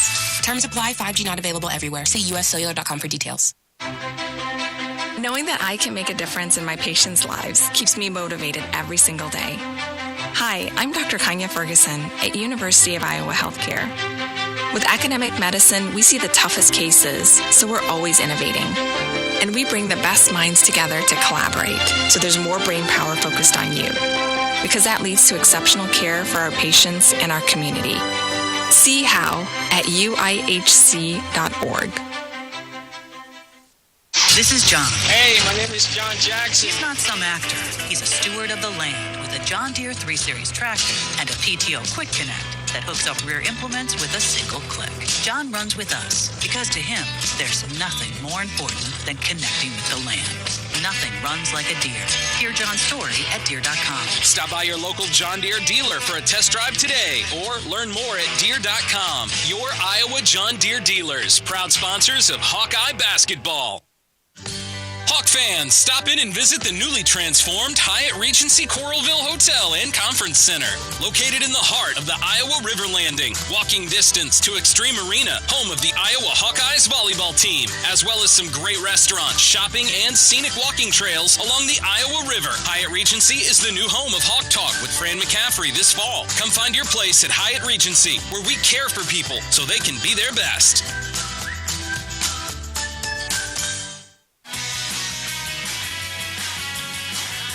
Welcome back to our weekly Hawk Talk with Iowa basketball coach Fran McCaffery. Coach joined us for the first 15 minutes of the program. He's off along with Margaret to check out Jack's game tonight. Iowa City West playing at Dubuque Senior. It's Tuesday night, so it always is a big night of high school basketball around the state. And good luck to all the teams. Bobby Hansen joining me, Gary Dolphin here at the Edgewater Grill and Bar inside the Hyatt Regency. Coach Billy Taylor, assistant coach Billy Taylor, had the scouting report on last night's opponent, Penn State, so Billy will continue giving us some insight as to how that game played out last night, and then we'll look ahead to the Ohio State Buckeyes on Thursday night next, which is just 48 hours away.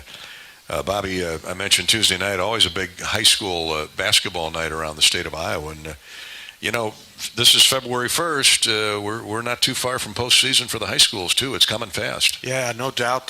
Kids will be gearing up for their sub-state. I think they were announced what kind of sub-state you're in. That was announced last week. The seedings? Yeah, the seedings. There's a lot of great talent, young talent out there. As you mentioned, Iowa City West has got a loaded team. Hawkeye has got a really good team. Just all over the place.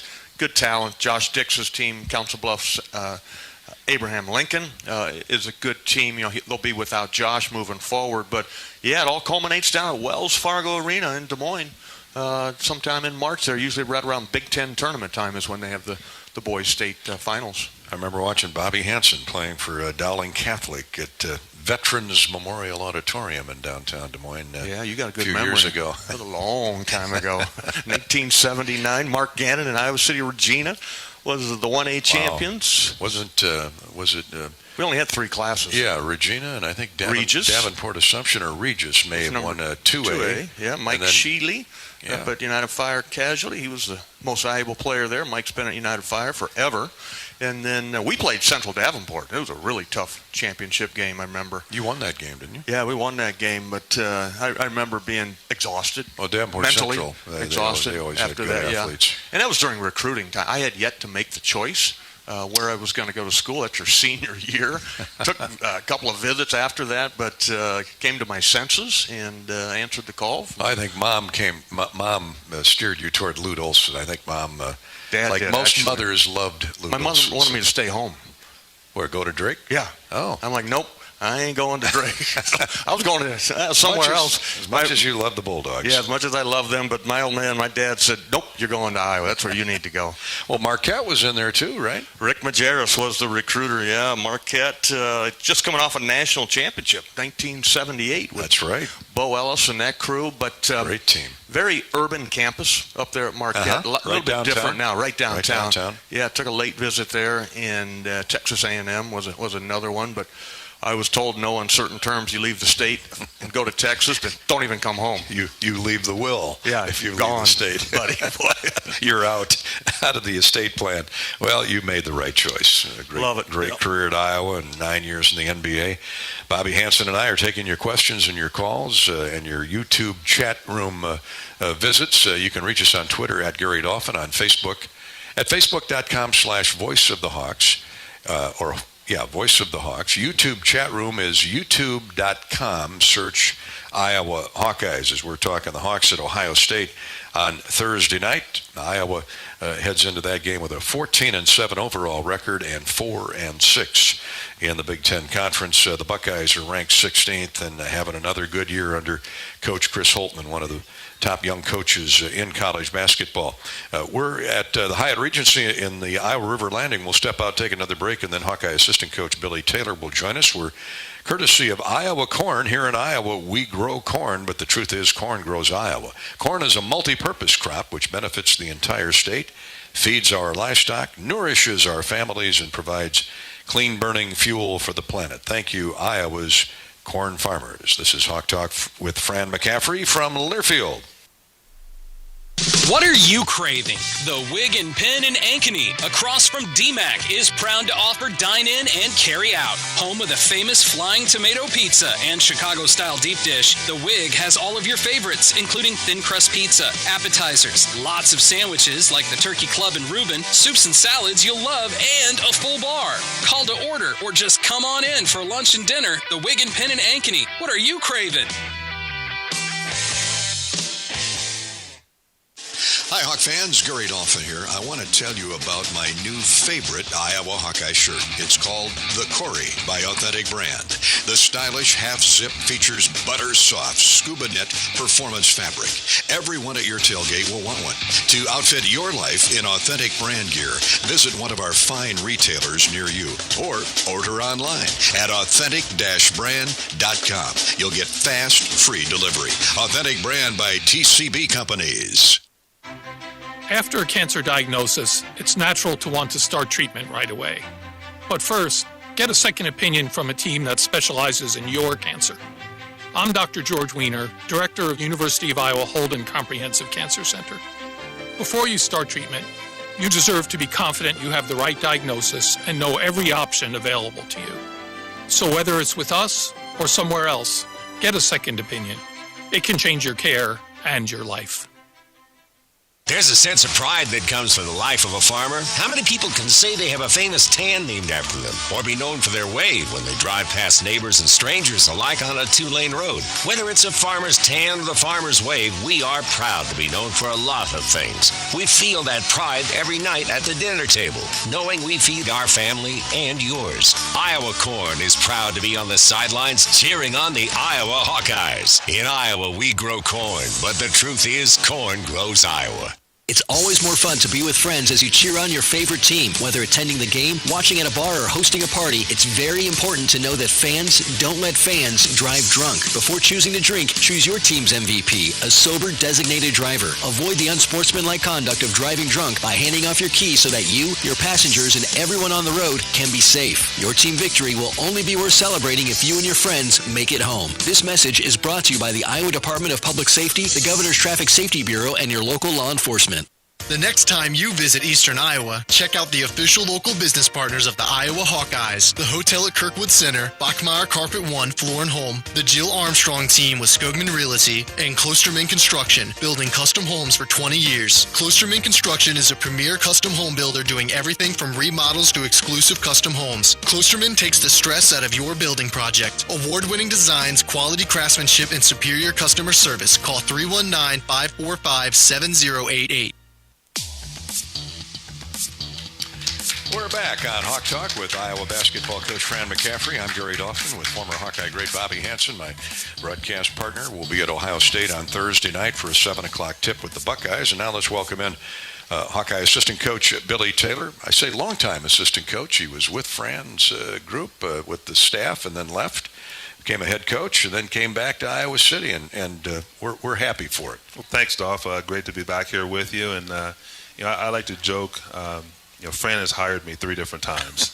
So, and he recruited you. And he recruited me. So, besides my wife, he's the only one that can get me to say yes. He's such a good man, and he's a man of integrity, and I respect him dearly and trust him. And I know what I'm going to get when working with Fran McCaffery, and it's been a great experience for myself and for our family. Where'd you first meet Fran? So I was 15 years old. You're 15. I was 15, and he was an assistant at Notre Dame, and he started recruiting me, and we built that relationship through the recruiting process. And then once I signed and committed to Notre Dame and went and played there, he was my assistant coach for 4 years. So that relationship just grew even more. And now, where did you grow up? What high school were we at? Yeah, West Aurora High School, Illinois. The suburbs of Chicago. Mm-hmm. So about 35 miles west of Chicago. Great program, Coach. Yeah. Gordy Kirkman, and a familiar name, Kenny Battle, was someone who played for the Illini. Heck of a player. Kind of the flying Illini team. Yes, she was. I grew up watching Big Ten basketball, watching Illinois, Iowa, Indiana, again all those fantastic teams of the 80s and 90s, and just was always a fan of it. And but for me, I knew I was going to stay relatively close to home.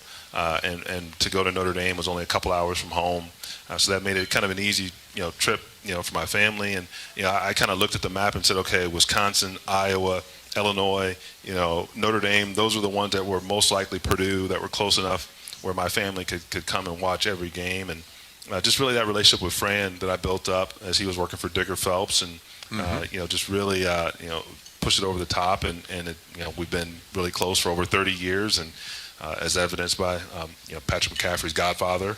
That's right. I forgot about that. Yep. And Connor McCaffery was actually in our wedding. He was a ring bearer in our wedding. Nice. So we've got pictures of him. him. He didn't drop the ring. No, he was very cute. Brought her down his little tux, So we've been very close to their family for decades now, and they're family to us, and we really appreciate them. And Billy, congratulations! We talked about it last year, but with nobody in the arena or anything, you're inducted into the Illinois High School Hall of Fame. Yeah, thank you. That was a big honor. It really was a great honor, and you know how it is. You play a lot of basketball, and you don't play for the honors and the accolades. But it's nice once you're done to get recognized for what you accomplished as a player. And we won a lot of games in high school, and we were very competitive. And I was able to have some success. And I think even more so just for my family to be able to be there, and because obviously, my knees don't do what they used to do. Don't jump nearly as high, don't run as fast. You still play? No, not Shoot really. around, just kind of mess around a little bit. But it was nice to be able to be recognized like that, and to have that honor, and to have my family all there to share it, to be able to experience that all together. It's a big-time honor, really. Yes, thank you. All the great players in Illinois, yeah. Yeah, no, it was exciting. It was really exciting to be there, and because of COVID, they had a bigger ceremony. Still, they had a lot of separation to try to make sure that people were safe. But to see some of the guys that going in, and players, coaches, and to be among those was really a tremendous honor, and very emotional for myself. When you graduated from Notre Dame, when did you catch the coaching bug? How did that happen? How did the coaching career start? It's a funny story, Dolph, and my wife is smiling under her mask because my wife and I met right before I got into coaching. I graduated from Notre Dame with a degree in accounting and computer applications. Oh my! So I double majored, and I was working for an accounting firm in Chicago. Arthur Anderson. Big time. Who was the largest firm in the world at that point. And I got my CPA license, and I was all set to practice and kind of go on with the accounting career.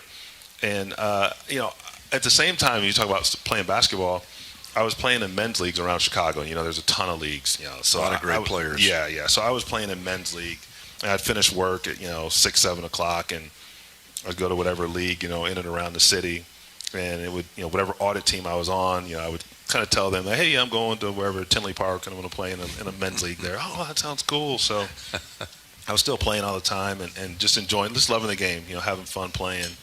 And my college coach, I played for John McLeod, the coach in the league for a lot of years. Suns, yeah. Yeah, coached the Suns and the Mavs and the Knicks. And Coach McLeod, he would check in maybe every 6 months or so, and he called me and he asked me a couple, questions. He said, hey Billy, are you still playing basketball? And I said, oh yeah, coach, I'm playing all the time. Still love the game, blah blah blah. And he said, are you watching basketball? I said, coach, this is the height of the Bulls run. Bobby's with the Bulls at this point, right? Sure. So I'm like, yeah, coach, I'm watching basketball all the time. I'm recording the Bulls games, And then this is when he knew he had me. I said, coach, it's really weird, but I started keeping a notebook of plays that I like. Wow, nice. I just started writing down stuff. I saw action. And coach knew. He's like, so he asked one more question. He said, hey, Billy, so tell me, on the weekends, are you thinking about accounting? I said, well, coach, no one thinks about accounting if they don't have to, okay? Mm-hmm. I said, when I go home, if I'm not working on the weekends, I'm not thinking about accounting.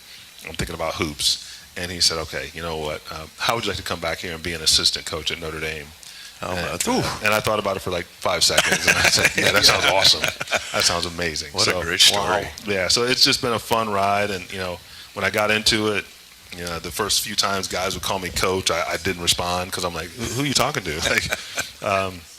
I've loved it, and it's just been so much fun. It's I joke, I go to work and I watch basketball for a living. I mean, what better job is that? I mean, I can come here and there's TVs on, all these games going, and I watch film. I mean, like, I get paid to do what I already love. So what you love. What a great career. But you've been working hard here lately. You had the last 4 games, just the way the schedule fell. Those are your teams. Yeah, I had 5 of 6. 5 of 6. So wow. I didn't get a lot of sleep for about a month or so. I know. I watch you work, man. Yeah, it's like, whoa. We were really getting after it, and trying to break the film down, and always trying to stay one step ahead. So it was when it's Purdue and you're getting ready for a team that's just very complex, very complicated. Matt Painter runs 1,000 different sets. They put plays on a whiteboard, so you're trying to figure out okay, how are we going to stop Zach Edey? Oh, they take him out. How are we going to stop Travion? So putting together the game plan and then turning right around and, okay, hey, we got Rutgers. Okay, and we're playing in the RAC. So, we win last year in the RAC. So, Harper and all those guys, Gio, they're going to be fired up to play against us. And we're going to have 8,000 people screaming at us. Not very friendly things at the RAC. So, it was really a challenge, putting together all those game plans back to back to back. But it's fun. I love doing it. I love trying to get the team ready, trying to figure out, how can we dissect an opponent? What can we do to take advantage of our strengths, hide our weaknesses, and expose something that maybe we see in the film that maybe someone else can't, but what we think we can take advantage of this to our benefit. What was most frustrating about last night, start to finish? I mean, Hawks, 15 ties, 15 lead changes. Yeah, so your game plan was well thought out. Yeah, Dolph, it was playing a team that close together. Playing 8 days later or whatever. There's not many surprises. You already know each other. A little deceiving because we win the game 68-51 here in Iowa City. So players you forget very quickly. And so like, oh yeah, we won by double digits. Like, yeah, but it was a 2-possession game with like 4 minutes to go. So that game was in the balance down the stretch. We got some key stops, made some free throws, made a three, and pulled away. So like we knew it was really going to be a dogfight. And the game, in Iowa City, John Harrar played about as bad of a game as he's played in his career. And I've watched all these games that Harrah's played, and he's such an animal. He comes back, from our game, gets 8 offensive rebounds against Indiana, and really impacted that game. Even though they lost, he was fantastic. So it's like, wow, okay, Harrah's really going to be fired up because Philip Rabra and Chris Murray, outplayed him that first time around. So it's like, all right, we're going to get man-sized best shot. Yeah, we're going to get their best shot, and we knew we had to really be on point. And we gave ourselves chances. Like we played hard. We tried to execute the game plan. We didn't turn them over as much as I would have liked to. I think that was one of the things that we wanted to speed the game up. We didn't obviously want to play at their tempo. They play one of the slowest. In the bottom 10% in terms of tempo. So we didn't want to kind of get in there and get into a snoozer where we're just walking it up and they're walking it up and they're running offense for 30 seconds. Probably what was most disappointing though, Dolph, was they run their offense and they scored. I think it was 10 baskets with under 10 on the shot clock. We talked about so that. the late clock scores, and that was a big point of emphasis for us. And you're going to give up some baskets late clock, but we give up layups late clock. So if they're making tough twos, mid-range jump shots, step back jumpers, step back threes, contested shots, okay, you know what? Hey, that's good defense. But they got to the rim late clock, so we got undisciplined as the shot clock wore on, and that's what was really frustrating was because we were in good position for the first 20 seconds. Then we broke down as it got to the second side of the floor, third side, fourth side of the floor, and now they're shooting layups and getting offensive rebounds. So, that was probably what was frustrating. But I loved our fight. I loved our comeback, our spirit, our energy, because it's tough, obviously, playing on the road and trying to figure out a way to how do we get this game, this particular ball game. And I thought our guys really battled, and obviously Connor's contribution off the bench was amazing. Huge. Was a huge shot for us, and him stepping up and playing with that confidence gave us the energy. And then Peyton Sanford coming in, making a three, getting another basket. Those 17 points that we got from Connor and from Peyton was a huge lift with Keegan getting 2 early fouls. So really showed a lot. And then to be in position to win that game, up 3 in the first overtime. And Miles Dredd makes an incredible shot, and he traveled. I thought so too. He traveled, yeah. I mean, and what are you going to do about it? But I you look back, so too. yeah. I thought Keegan was right there on him. Keegan was right there on him, and of all the people you want on him, you want Keegan. Yeah, for sure. With his wingspan, I thought, okay, Miles Dredd's going to have a tough time getting his shot off, and it's going to be one he's going to really arc it, and it's going to end up being short more than like making the shot. But he made a heck of a shot. So again, you tap him on and say, hey, you know what, great shot. Let's just try to get him in the second overtime. But I feel like we started to run out of gas a little bit. Yeah. And some tired shots. Yeah, some tired shots. And Keegan got a good look. We're down 2 in that second overtime, and he shot the 3, and it becomes a make or miss game. It's like, you know what, Keegan got a look. If he knocks that down, we're on the plane celebrating. Otherwise, They rebounded and made their free throws. Ulis did a great job with clutch free throws, 5 out of 6, Billy, in that second, most of them in that second overtime. And he was critical. I mean, it's fun watching him and Tony Perkins kind of grow up together. They came in together, and you can see the maturity week by week. I think I'll throw Chris Murray in there too. Those 3 guys, because obviously Keegan played a lot last year as a freshman.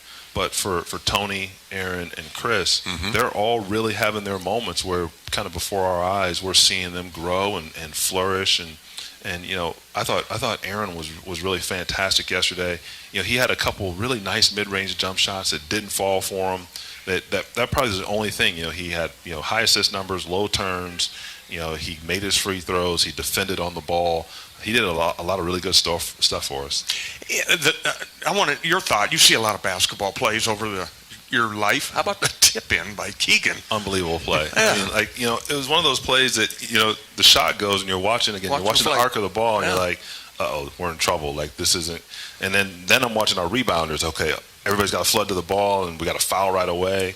So the fact that Keegan was, underneath the basket and reaches his arm back and tips that thing in was just an incredible play and gave us so much energy that I thought, okay, this overtime, and we scored the first basket of the overtime. We needed that first stop. We needed to get that first score and stop to get a little bit of separation and put some game pressure on Penn State.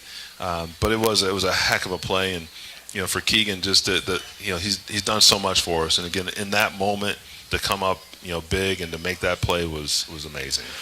And he's literally reaching from underneath the square. It shows you what the strength he has just in his wrists and his hands to patty cake that thing up and in. And there's contact. It's one of those that you're not running there. You're basically getting hit as you're tipping that in. So the strength and the agility to make that play.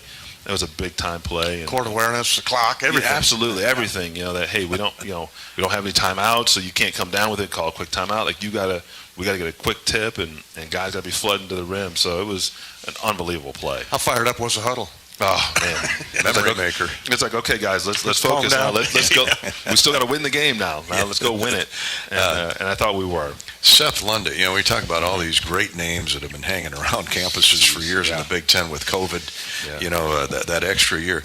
Seth Lundy, he had that great streak in the first half and a nice little run of about 3 or 4 minutes in the second half that either kept them ahead or kept them close. Terrific players as they grow with experience and maturity, and we had them on both sides last night. But I thought Lundy was critical to their effort. He was. Lundy stepped up and made a huge three in that second overtime, and Keegan separated a little bit from him, and Phillip, there was a little indecision. Hey, are we switching? Am I chasing over the top? And Lundy is, he's just an experienced player. He's talented. He knocks down the three. But he really hurt us, last night driving the ball to the basket. Yeah. He's primarily a straight line driver. He's not going to dance with the ball or come off ball screens. But we just kept getting on the side of him. And he got downhill and he finished at the rim. And that gave us problems, especially because, Penn State was really struggling to shoot last night. I mean, they didn't make a ton of threes. Some guys that are pretty good shooters got clean looks, and they weren't knocking them down. They were really made an emphasis to drive the ball to the paint. And I was hoping that we could do a better job containing the ball, kind of guarding those one-on-one situations. Billy, we got a question here from Mark from Oregon. I'm assuming that's the state of Oregon. He's watching on the YouTube chat room. Hi, Mark. Thank you for your input here. Coach, could you talk about how well Peyton Sanford played last night and his role going forward with Connor being hurt? Yeah, Peyton was fantastic. He's really been emerging for us, and he's such a selfless kid. About let's see, I've had a lot of scouts, so I can't remember which scout it was, but it's okay. We needed him to help us on the scout team, and I said, over the years we've had guys help us on the scout team, and it's really helped their games. So whether it was Patrick McCaffery during his redshirt year, his freshman year. He was on the scout team, and it gave him a lot of confidence seeing, that he could score against Wieskamp and Garza, kind of being on the scout team. Hey, you're going to be the lead guy, and we're running plays for you, or an action for you. Go score the ball, and that really helped him. And so over the years, last year it was Aaron Eulis and Tony Perkins on the scout team. Again, they're going at more experienced guys and really figuring it out. So for Peyton, he joined the scout team a couple games ago. And I said, okay, hey, man, you got the green light. You let that thing go. I'm running plays for you. You come off, you fire. I want you to be aggressive. And he did that. And I thought I think that really gave him the confidence again. Like, okay, you know what? I can make these shots. I can get to the basket. I can post up. So to see him get an opportunity last night and to come in and really embrace it. And, we missed him a couple times on the break. He was open a couple other times that we could have fed him. But, Chris did hit him on the break. He knocks down the three. He got a curl cut. He really understands our motion offense, and that's going to help him going forward. He's really talented. He's smart. He's savvy. Got a great feel for the game. And with his size, he's going to be a problem, for people to have to figure out how they're going to guard him. Billy, how much time do you take to introduce the other team's plays? I mean, that takes some time to learn. I mean, you're doing it on the fly, basically. Yeah, Bobby, our scout team does a fantastic job. Austin Ash he's got a scholarship this year, but he's on our scout team and he helps us out. Incredibly bright. I give these kids a lot of credit because, again, for Purdue, we're putting in 25 plays. And it's like, okay, hey, you need to know this play. Like immediately. It's not like, oh, hey, yeah, I thought I'm calling, box 55 follow or box 55 flare follow or whatever, pro U, whatever. And it's like, hey, you have to know that play for Purdue, go out and execute it. Sorry, Matt, if you're listening to this show that I'm giving your plays. Giving your plays out. But, that's okay. But, it's a lot that these guys have to, digest, and it's every scout. So every game. So you finish that, and then, okay, hey, now we're going Penn State. You got to know their 5-out series. You got to know 5 over, 5 elbow, whatever. You got to know all these different options, execute it, run it against our first-team guys, and still play basketball within that framework. So it's a lot of information that they have to take, and we spend time with them, so they'll show up early, go through plays, we'll run through it. Hey, you guys got it? Okay, got questions, got the timing down of what we're trying to get. And then we'll keep going through it, so that way once they're going live against our first-team guys, try to make it as realistic as possible so our guys have a feel for, okay, here's the action we're going to see. Here's the speed. We're going to see it. Here's what they're looking for. Here's, trying to go into the post or trying to get, a shooter off a stagger, whatever the case may be. Great insight on game prep for our listening audience and those here at the Hyatt Regency in Coralville and the Iowa River Landing on Hawk Talk with Coach Fran McCaffery. Billy Taylor, longtime assistant coach to Fran, played for Fran, and Coach McLeod and Digger. Digger was Digger. Digger actually retired, so he recruited me. That's right. He had just retired. That's quite a string of Hall of Fame type coaches with McLeod and McCaffery and Digger. But Billy Taylor is here until 8:30 tonight, the pride of Aurora West, and he's taking your phone calls, your tweets, and your Facebook posts on Twitter at Gary Dolphin, Facebook.com/Voice of the Hawks, and YouTube chat room, YouTube.com. Search the Iowa Hawkeyes. We'll come back with more thoughts and comments and questions for Coach Billy Taylor in just a minute. We're brought to you tonight by Authentic Brand. We have some special guests here, courtesy of Authentic Brand. Melanie Detmer and Drew Martin, who work together here in Iowa City. Welcome, guys and gals. Appreciate you coming out to the Hyatt Regency Coralville. They are the winner of not only a great meal here, courtesy of the Edgewater Grill and Bar, but they're the winners of Hawkeye apparel from Authentic Brand, and we'll also get to enjoy dinner here this evening. Thanks to Authentic Brand for this fun prize pack. Authentic Brand, a great Iowa company out of Perry, is a proud partner not only outfitting our broadcast team each game day, but outfitting thousands of fans on game day as well with attractive Hawkeye apparel. If you'd like to sign up to win apparel and dinner from Authentic Brand, go to HawkeyeSports.com.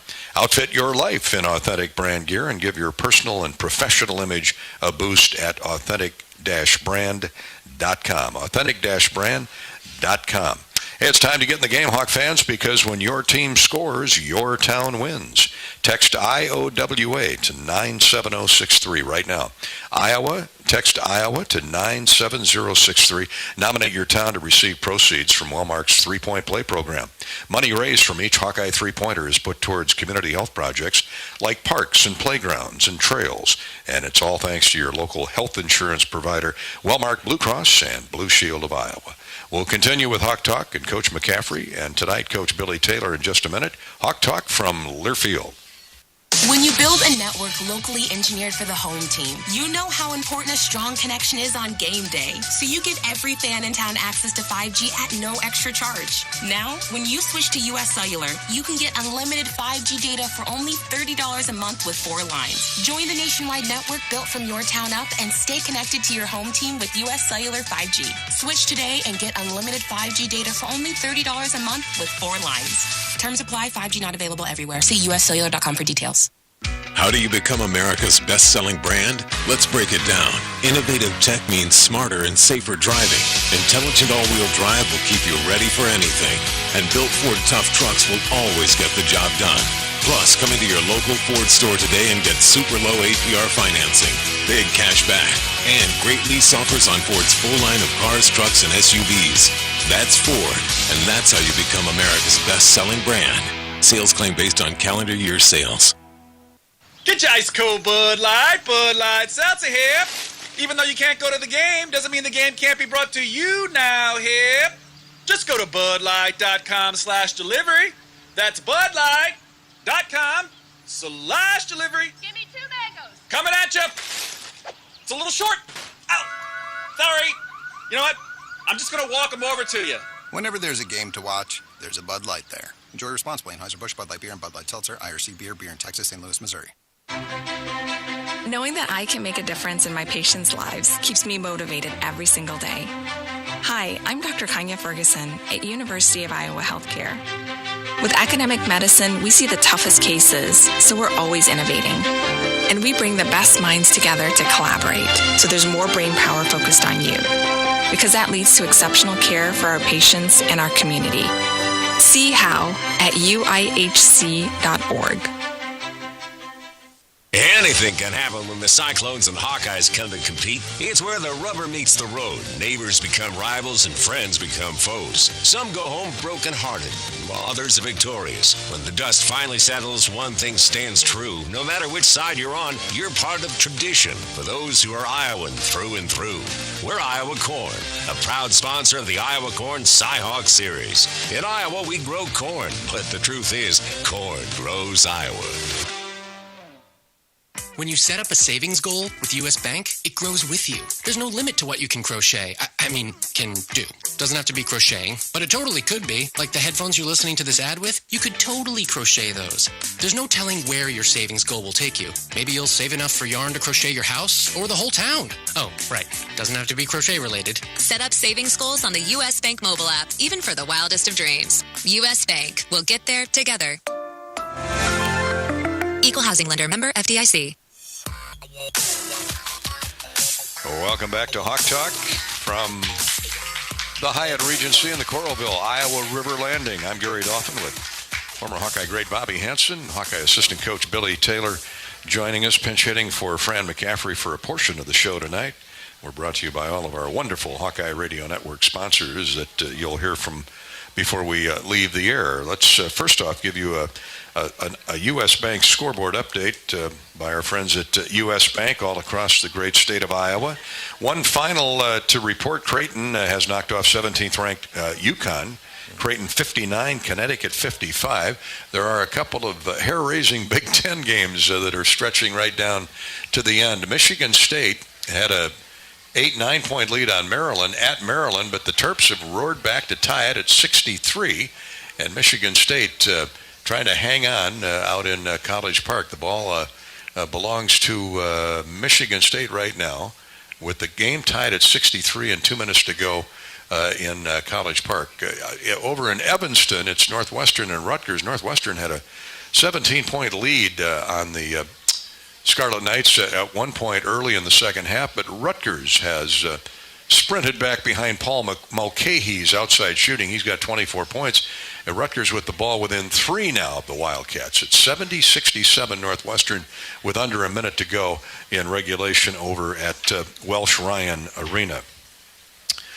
And there'll be a late game on the Big Ten. Let me look that up here so I make sure I got my teams right here on the U.S. Bank scoreboard. Here we go. Nebraska's at Michigan. That's an 8 o'clock start there. So they're about ready to get underway up at Ann Arbor, Nebraska, visiting the Michigan Wolverines.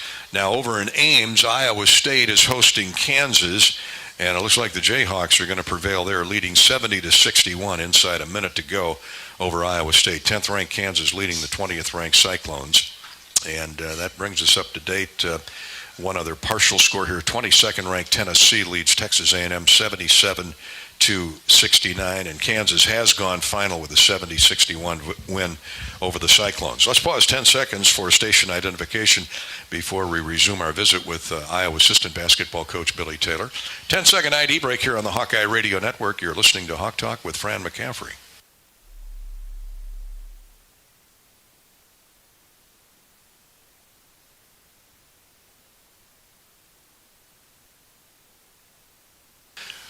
The Hawkeyes and Ohio State on Thursday night, right here on the Hawkeye Radio Network, 6 o'clock for the pregame Iowa time, 7 o'clock for the tip-off at the Value City Arena.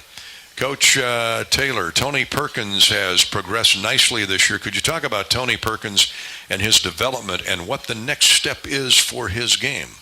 Yeah, we've really seen great growth from Tony from when he's gotten here.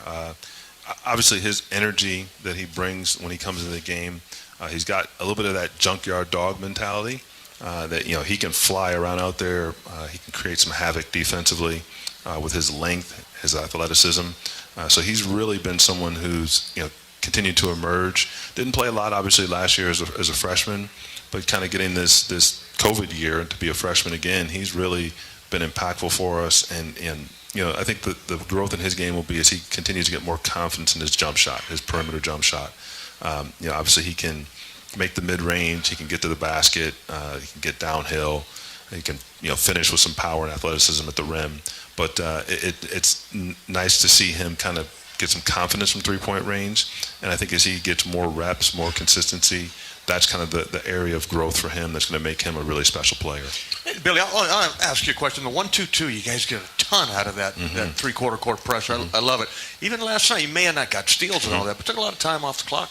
It did, and Tony's a big key to that. His activity up on the basketball or kind of at half court. And late in the game, we did get a big turnover where Tony kind of faked it that he was going to run and trap, and the ball went to Seth Lundy in the middle, and Lundy threw the ball to Micah Shrewsbury. Threw to the coach. Yeah, that's right. threw to the coach, and that was a big stop for us. So, Tony, his activity, his length, his anticipation, he's really good at reading the passer, their body language, gets a lot of deflection steals, and can create some havoc out there defensively. So he's great for our 1-2-2 press, and we're going to need him to continue to do that as we move through Big Ten play. And you had to put some full court pressure on too, didn't you? Man to man, I saw. Really we did. Made it tough for. Yeah, late in the game, we changed it up, and because they had a pretty good feel for our 1-2-2 since they had just played us, and we knew they would come with a little bit of a different approach. So it was going to be hard to kind of really hit them with that again. So we went with some full court pressure, and that was good. We were running around, at least trying to create some havoc, speed them up a little bit, maybe get them to take a quicker shot than they wanted to. And we're hoping that we could get something, some payback from it. But again, sometimes it's just speeding the game up. Just get them out of the rhythm of their offense so they can't walk it down, kind of go their 5-out alignment, and then they start running dribble handoff, ball screen, ball screen. Yeah. Got a question here from, I guess it's Gabby, Gavi. Coach, could you go into why, you mentioned why you began coaching, your love for coaching. What's your favorite part about coaching at Iowa? Well, I actually know Gabby. That's my daughter. So, hi, Gabby. Awesome. Did I pronounce that for listening in, Gabby? Yeah. Thanks for tuning in. A little loaded question from daughter Gabby. Yeah, all right. Well, we'll answer the young lady. Yeah, why I began coaching. Again, it kind of goes back to as I was talking, with Bobby and you about, just that passion for the game. I think when I found an opportunity where I could help and serve young people, that was really exciting to me. And I had a up and down college career in terms of my production. I started as a freshman, sophomore, and didn't play as much as a junior, senior. So I wanted to be able to help, student athletes and just help direct them and guide them. My mom taught school for 40 years in Aurora. And then my dad was in sales. So kind of that combination of, being an educator like my mom, my dad, and sales, just was a way to impact young people and do something positive in the community and really do something around the game I love. So for Gabby, she's only known her dad as a coach. She hasn't known me as an accountant at all. I had already converted over to basketball by that stage of life. But it's really been a thrill for us and for our family. And I've got 3 kids. Our oldest, Mia, who's a senior over here at Iowa. Our middle daughter, Gabby, who's a sophomore at Iowa, and then our son, Savian, who's a junior at West High. So my wife, Adeline, and I are really blessed. We've got a great family, a great support system, and again, we're thrilled to be here in Iowa City. Yeah, and your son, he's a part of that West team. It just had some minor surgery. He did. No surgery's minor. But. Yeah, he did. So he had season-ending knee surgery, unfortunately. So he won't get a chance to play through the rest of this year. But he was really having a good year. Shoots the ball well. Our kids have some pretty good athleticism. Gabby was a pretty good athlete as well. So it's fun to see them kind of go their own routes and kind of how they develop. And as you guys know, just seeing where your kids go and how they grow and develop. There's nothing more fun for a parent than that. Well, I can tell you, Bobby and I were delighted when you came back to Iowa City with your family. We hated to see you leave, but you went off to become a head coach. Yes. And I know you enjoyed that part of your life at Belmont, right? Yes, Belmont Abbey. Yep, Catholic school down in Charlotte, and just love that experience. And it's actually been for me. I've been a head coach for 14 years, 3 different institutions. Lehigh University for 5 years, which is where Gabby and Savian were born in Bethlehem, PA. Ball State. Born in Bethlehem. So 2 of my kids were born in Bethlehem. Wow, so, how about that? Man, that halo over your head. Exactly. That's where that North Star settled, over Bethlehem, Pennsylvania. Got it. That's where Lehigh is. Okay, now I know. Yep. And then 6 years at Muncie and Ball State University. And then the 3 years at Belmont Abbey. So besides that, I've only been a head coach or worked for Fran. So it's a very unique kind of career that I've only been an assistant for Fran or a head coach. So, the only way I'm typically leaving Fran and the Hawkeyes is for a head coaching opportunity. And, I give Fran a lot of credit because he's prepared me, a long time ago. I got my first head coaching job when I was 28 years old. And I didn't know if I was prepared. And Fran's like, yeah, absolutely you're prepared. Like, you know exactly what to do. And so he gave me that confidence and that inspiration to go, chase it. And I'm just forever grateful. And we're happy to have you here in Iowa City, let me tell you. So we'll take a break with Coach Taylor. We'll come back with more questions and comments. We've got some folks on Twitter and Facebook wanting to talk to Billy Taylor as the Hawks get ready to take on Ohio State on Thursday night in Columbus. This is Hawk Talk from Learfield. After a cancer diagnosis, it's natural to want to start treatment right away. But first, get a second opinion from a team that specializes in your cancer. I'm Dr. George Weiner, Director of University of Iowa Holden Comprehensive Cancer Center. Before you start treatment, you deserve to be confident you have the right diagnosis and know every option available to you. So whether it's with us or somewhere else, get a second opinion. It can change your care and your life. When you build a network locally engineered for the home team, you know how important a strong connection is on game day. So you give every fan in town access to 5G at no extra charge. Now, when you switch to US Cellular, you can get unlimited 5G data for only $30 a month with 4 lines. Join the nationwide network built from your town up and stay connected to your home team with US Cellular 5G. Switch today and get unlimited 5G data for only $30 a month with 4 lines. Terms apply. 5G not available everywhere. See uscellular.com for details. Get your ice cold Bud Light Seltzer here. Even though you can't go to the game, doesn't mean the game can't be brought to you now here. Just go to budlight.com/delivery. That's budlight.com/delivery. Give me 2 mangoes. Coming at you. It's a little short. Ow. Sorry. You know what? I'm just going to walk them over to you. Whenever there's a game to watch, there's a Bud Light there. Enjoy responsibly. Anheuser-Busch, Bud Light Beer, and Bud Light Seltzer, IRC Beer in Texas, St. Louis, Missouri.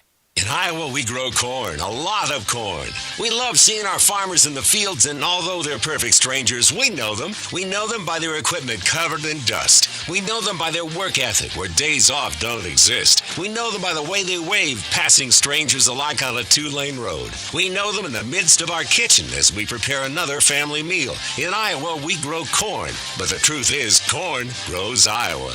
The Iowa corn farmers are proud to be on the sidelines for the Iowa Hawkeyes. When you set up a savings goal with US Bank, it grows with you. There's no limit to what you can crochet. Can do. Doesn't have to be crocheting, but it totally could be. Like the headphones you're listening to this ad with, you could totally crochet those. There's no telling where your savings goal will take you. Maybe you'll save enough for yarn to crochet your house or the whole town. Oh, right. Doesn't have to be crochet related. Set up savings goals on the US Bank mobile app, even for the wildest of dreams. US Bank. We'll get there together. Equal housing lender, member FDIC. Ladies, Gary Dolphin here. Authentic Brand's stylish line of products are designed by ladies for ladies. You will love the unique Hawkeye options available for your next tailgate. These same Authentic Brand styles are available to outfit your professional life as well. With Authentic Brand by TCB Companies, you'll look your best at the game, work, or anywhere in between. Outfit your life today at authentic-brand.com. Authentic Brand by TCB Companies. Time flying here on Hawk Talk with Hawkeye assistant basketball coach Billy Taylor. Fran McCaffery is off watching son Jack play. Fran was on earlier in the show, and we're grateful that Billy could come out and spend some time with us tonight as we preview Iowa and the Ohio State Buckeyes. So we pretty well put Penn State to bed. Maybe the Hawks can cross paths with the Nittany Lions in the Big Ten basketball tournament in a month down in Indianapolis, and that's coming fast. But for now, all the attention belongs to the Ohio State Buckeyes. And Billy, what's critical? Obviously, on the road again, playing a top 20 ranked opponent. I mean, that all speaks for itself. But what's got to happen in the start of the game now, out of the gate Thursday night? Well, there's got to be a level of composure. When you're playing a team like Ohio State, we went there and won last year. So they stole one from us at Carver. We went there and won late in the season. And so, again, there's going to be that added incentive for them to come after us. They've usually got a great crowd. It's a hostile environment. And you're going to have that road composure, that mentality that, okay, hey, what's the game plan? Let's stick to it. Understand that there are going to be adjustments, or you're going to have different guys step up, make plays, whatever. But you've really just got to stay locked into, okay, what is the game plan? What are we trying to get accomplished? And they've got so much talent. Obviously it starts with E.J. Liddell, but they've got so much talent up and down that roster that you really can't focus on just one guy, because they've got Zed Key who can score in the paint. You got Aarons who kills threes. So they just have so many different guys that impact the game that you really just got to stay disciplined and stay true to what we're trying to accomplish. Yeah, the one guy that hurt Iowa, I remember, 2 years ago or last year, Justice Suing? Suing, yeah. Yep. He's out, right? He's out, but, everybody seems to play against us, right? Ivy was out, and then he made it back for our game. And, so there's some question as to whether Suing will play. So we're kind of expecting him that he will play, that he'll make it back. And he's tough. I mean, 6'8" wing, can guard multiple positions, lefty. He's tough, physical, another experienced guy. And with a lot of these teams we're playing, as we've mentioned with, some of the growth and development of our guys, these teams are old. You talk about Suing, being a senior. Kyle Young's still hanging around. Forever. So it really is a challenge of Penn State with all those seniors they have on their roster. So, when you get down to, crunch time and late game, you need that experience. You need a Jordan Bohannon. You need a Connor McCaffery, because you need veteran guys that understand what to run, why we're running it, what shot we're looking for, and kind of time and score, how to manage the game down the stretch. So there's just a lot to figure out. And when you have an older team, it can certainly be an advantage. I was thinking about this today. I vote for the All Big Ten team. How am I going to come up with only five guys for the All Big Ten team? And I know it expands depending on the number of votes, but E.J. Liddell, the first time I laid eyes on that kid several years ago, this guy is a baller. He's got the great body, and he's averaging 19 points, 7.5 rebounds. Those are All-American type numbers. And he's, last time I checked, I think he's somewhere in the top 30 nationally in block shots. So it's 6'7", 240 pounds. Long arms. Long arms. So he can score it. He rebounds. He blocks shots. He gets assists. He's not a turnover guy. He's fantastic. So, when you look up and down this league, the quality of players, the talent on every roster is at such a high level. And it's actually interesting because, the Big Ten was so tough last year.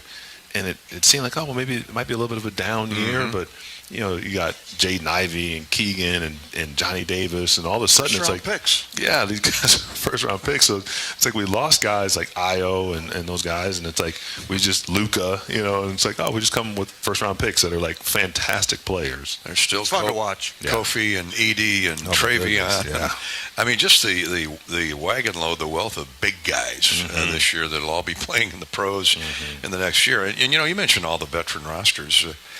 It's easy to forget how young this Iowa roster is. Yeah. I think a lot of times people forget that because they see Jordan Bohannon. They see Jordan, so you see Jordan out there and say, Connor. Iowa's an old team. It's like, no, we're really not. Really young. Patrick, he's a redshirt sophomore. For Keegan is obviously a sophomore, but for Chris, he's a freshman. Didn't really play last year. Tony and Aaron are players. Yeah, but Peyton. They're really freshmen. They didn't play that much last year. True. So, we've got a lot of really young players out there. that are trying to figure things out, and it's fun to see that, but it also can be nerve-wracking because, last year to have, Jordan, Luka, Wieskamp, those guys knew what to do. It was, a little bit easier, like, hey, we're running this, let's get into it, boom, boom, boom. They knew what shot we're looking for. So we got some younger guys that are trying to figure that out. Yeah, Billy, you just popped into my head, transfer portal, how you guys have used it and what you're thinking moving forward. Yeah, it's definitely a part of college basketball now, and we were able to get Philip Rabra and feel like that was a good get for us. Someone, again, we're not going to go out and completely remake our roster every year like some programs, but we want to be able to go in and get one or two guys that fit. We had Riley Mulvey class up, so he came earlier to us. But we want to be able to use the portal to fill needs and to help us where, because, you are losing guys to either the portal or the pros. And, losing Wieskamp, to the pros early or losing Tyler Cook early. I mean, that's kind of the way the game is now. If you have guys that, and certainly for Keegan, all the kind of accolades and the following he's had, it looks like he should be a first-round pick and a high-level pick. So, you're losing guys, much earlier than we would anticipate. So, we need to use the portal wisely and get the right kind of kids who are Iowa kids who can fit in, can play in our system, understand what we're trying to do, and really succeed the way we'd like. And you had to go back to Bakari Evelyn, early days of the. Yep, Bakari was a transfer for us and was great. He was someone that really accepted his role, and whether he didn't start, but he came off the bench. He played a lot of minutes for us, and he was a veteran guy, so he really kept things under control. And that was a season that we lost Bohannon, so Jordan played the first 11 games, and then we really needed Bakari through Big Ten play, and he was fantastic for us. Cincinnati. Yeah, he was fantastic that game in Chicago. Yeah. All right, guys, we got to take a break here as we race along here on Hawk Talk with Coach McCaffery and Coach Billy Taylor. Throughout the Iowa Corn Cy-Hawk Series, Iowa Corn promotes honest, hard-working values that are uniquely Iowan. On behalf of Iowa's corn farmers, we salute all fans and athletes for their hard work and determination to be the best both on and off the field. Just like our top athletes, our state leads the nation in corn and ethanol production. Follow Iowa Corn to learn how corn grows Iowa. Hawkeye baseball reported this past weekend. Rick Heller with over 40 gifted young guys getting ready for the Hawkeye baseball season coming up. They'll head down south playing a tough schedule, but they're picked to finish in the top 3 or 4 in the Big Ten this year. Good luck to Coach Rick Heller. Hawkeye gymnasts, the top 20 ranked gymnasts, are in action on Friday night. Their final home meet of the season at Carver Hawkeye Arena at 6:30 against Penn State. Come on out and support Coach Larissa Libby and the defending Big Ten champion Hawkeye gymnasts. Back with more here at the Hyatt Regency in just a minute on Hawk Talk with Fran McCaffery from Learfield. American Equity salutes today's hero of the game and is a proud sponsor of the ongoing recognition of our military at Hawkeye games this season. Thank you to all the men and women, past and present, who have served our country and allow all of us to enjoy the freedom and liberty we enjoy today. American Equity's vision is to become the premier insurance company specializing in retirement savings and income products. To learn more about our company, please visit our website at american-equity.com. When you build a network locally engineered for the home team, you know how important a strong connection is on game day. So you give every fan in town access to 5G at no extra charge. Now, when you switch to US Cellular, you can get unlimited 5G data for only $30 a month with 4 lines. Join the nationwide network built from your town up and stay connected to your home team with US Cellular 5G. Switch today and get unlimited 5G data for only $30 a month with 4 lines. Terms apply. 5G not available everywhere. See uscellular.com for details. Hi, I'm Gary Dolphin, and if you want your home to be exceptionally comfortable during these cold Iowa winters and hot, humid summers, you need to turn to Dave Lennox and your local Lennox home comfort specialist. Lennox has been serving Iowa consumers since 1895, when Dave Lennox built his first furnace in Marshalltown, and Lennox is still building its high-efficiency furnaces and air conditioners there today. For the best home comfort system you can buy, it's Lennox and your local Lennox dealer. Lennox and the Hawkeyes. Now there's a winning combination. What are you craving? The Wig and Pin in Ankeny, across from DMAC, is proud to offer dine-in and carry-out. Home of the famous Flying Tomato Pizza and Chicago-style deep dish, the Wig has all of your favorites, including thin crust pizza, appetizers, lots of sandwiches like the Turkey Club and Reuben, soups and salads you'll love, and a full bar. Call to order or just come on in for lunch and dinner. The Wig and Pin in Ankeny. What are you craving?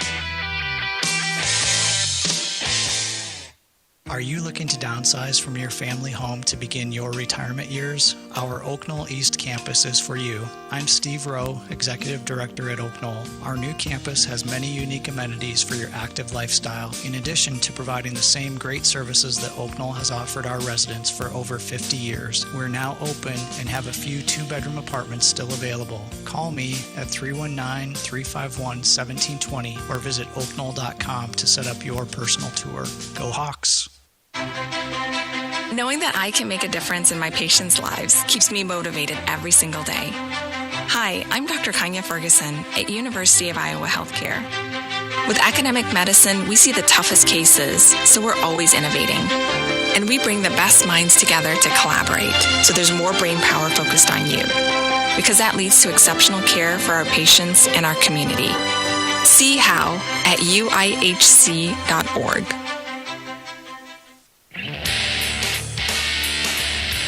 We're back on Hawk Talk. A couple finals scores here before we start to wind down this week's Hawk Talk with Coach McCaffery, and we really appreciate Coach Billy Taylor filling in for Fran or joining us along with Fran tonight. Finals in the Big Ten. We have Northwestern. Well, it's not quite final. 10 seconds to go in the overtime. Northwestern's up 1 with the basketball, and it looks like Northwestern's going to hold on to beat Rutgers. It's 79-78 Wildcats at the moment. Michigan State has gone final. The Spartans held on to beat Maryland 65-63. Nebraska is underway at Michigan, and the Huskers are leading the Wolverines 13-11, 5.5 minutes deep into that game. Over in Ames tonight, Kansas knocked off the Iowa State Cyclones at Hilton 70-61. Hawk Talk tonight is brought to you by Authentic Brand. To look and feel my best, I reach for Authentic Brand gear. The style and comfort of Authentic Brand by TCB Companies delivers the boost of confidence to be my best. Outfit your life with Authentic Brand gear by TCB Companies, and don't just do it in Authentic Brand. Log on to their website at authentic-brand.com. Hawk Talk is brought to you by U.S. Cellular, America's locally grown wireless with a nationwide network built from your town up. We're proud to be the official wireless provider of the Iowa Hawkeyes.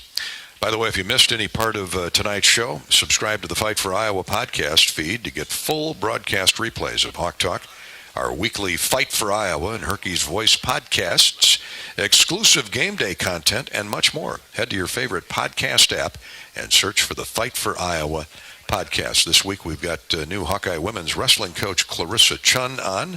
We'll load in Rick Heller and talk Hawkeye baseball later in this week. I see Coach Barnes back there tonight. Coach, welcome. Coach Barnes, Iowa's new volleyball coach, is here with his family. Coach is off to a great start on the recruiting trail and starting to build his program. We had Coach Barnes on the Fight for Iowa podcast just a few weeks ago. Fight for Iowa, our weekly podcast. The Hawkeyes and Ohio State coming up Thursday night from Columbus. We'll come back and wrap up this week's Hawk Talk in just a minute. Here from the Hyatt Regency in Coralville. This is Hawk Talk from Learfield. Get your ice cold Bud Light Seltzer here. Even though you can't go to the game, doesn't mean the game can't be brought to you now here. Just go to budlight.com/delivery.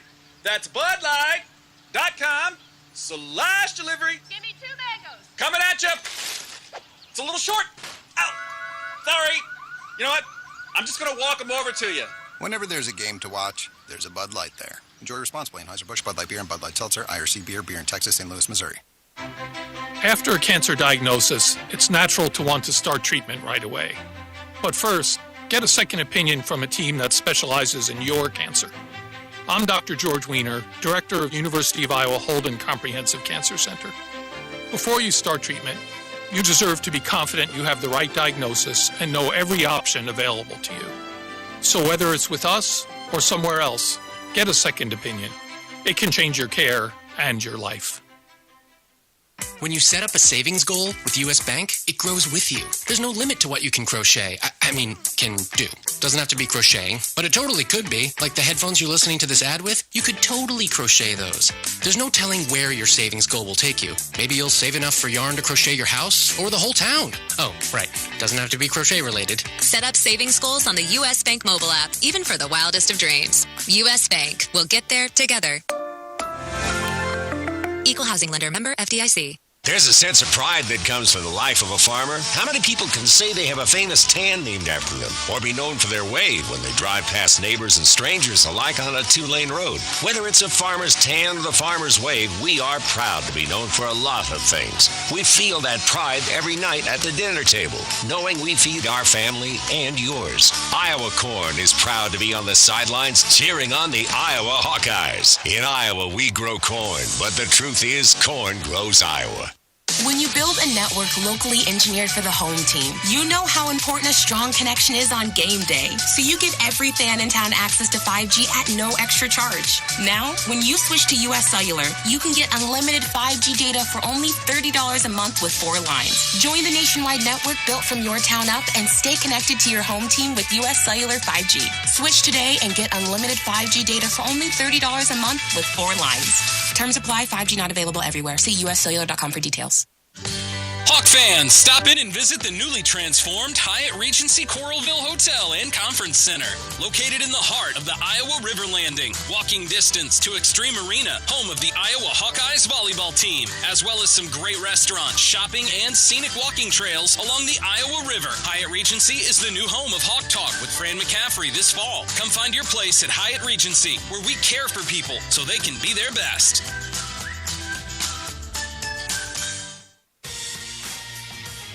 Yeah, as always, thanks to the great staff here at the Hyatt Regency, Edgewater Grill and Bar. The Edgewater Grill and Bar inside the Hyatt Regency in the Iowa River Landing. Thanks to Matt and the terrific wait staff, the bartenders and servers tonight. Thanks to all of you for coming out here in person, and thanks for listening in on the Hawkeye Radio Network. The Big Ten standings, Coach Billy Taylor, read Wisconsin and Illinois at 8-2. Michigan State is now 8-2.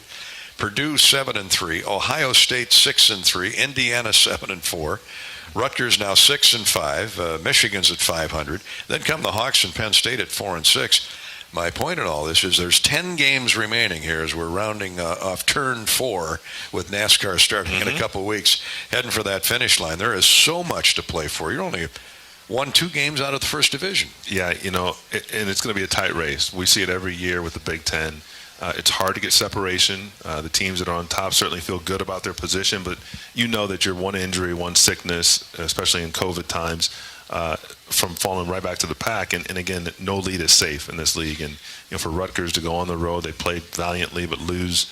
At Northwestern, Michigan State gets all they can handle from Maryland, who's at the bottom of the league right now. But every game is the battle, and we know we have to fight and keep scratching and clawing, and hopefully our young guys can figure it out. Yeah, Bobby, a shot here or a turnover there. In all these close games that we've been a part of and have seen, that's critical. Yeah, as we talked about, Billy and I, during the break there, we've got a couple coming our way, because things even out. We're owed a couple. Yeah, you're not owed anything, obviously, but, just the way sports are. It all kind of evens out in the end.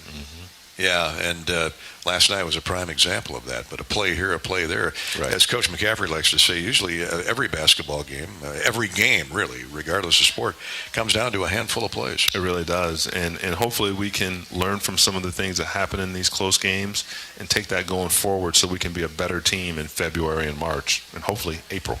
Let's have them buy into your scouting report. When's your next scout? I've got some time now. So recruiting will be on my plate for now. Good for you. Thanks for pinch hitting tonight, Coach. Thank you, guys. Appreciate it. Great job, Billy. Thank you, guys. Bobby, thank you. We'll see you on the plane tomorrow. That's Hawk Talk for this week from the Edgewater Bar and Grill in the Hyatt Regency in the Iowa River Landing. We'll talk next week on Hawk Talk, and we'll talk Thursday night from Ohio State. Good night, everybody.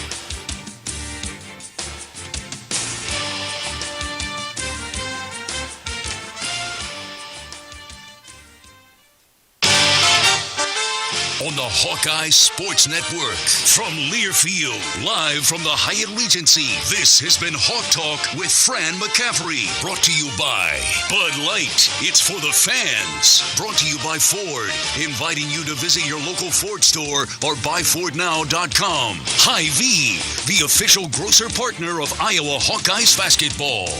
Hy-Vee, where there's a helpful smile in every aisle. U.S. Bank, life keeps moving. We're here for every step. U.S. Bank, member FDIC. U.S. Cellular, today's game, brought to you by U.S. Cellular, America's locally grown wireless. And by Hyatt Regency, caring for people so they can be their best. The preceding has been a Learfield presentation on the Hawkeye Sports Network.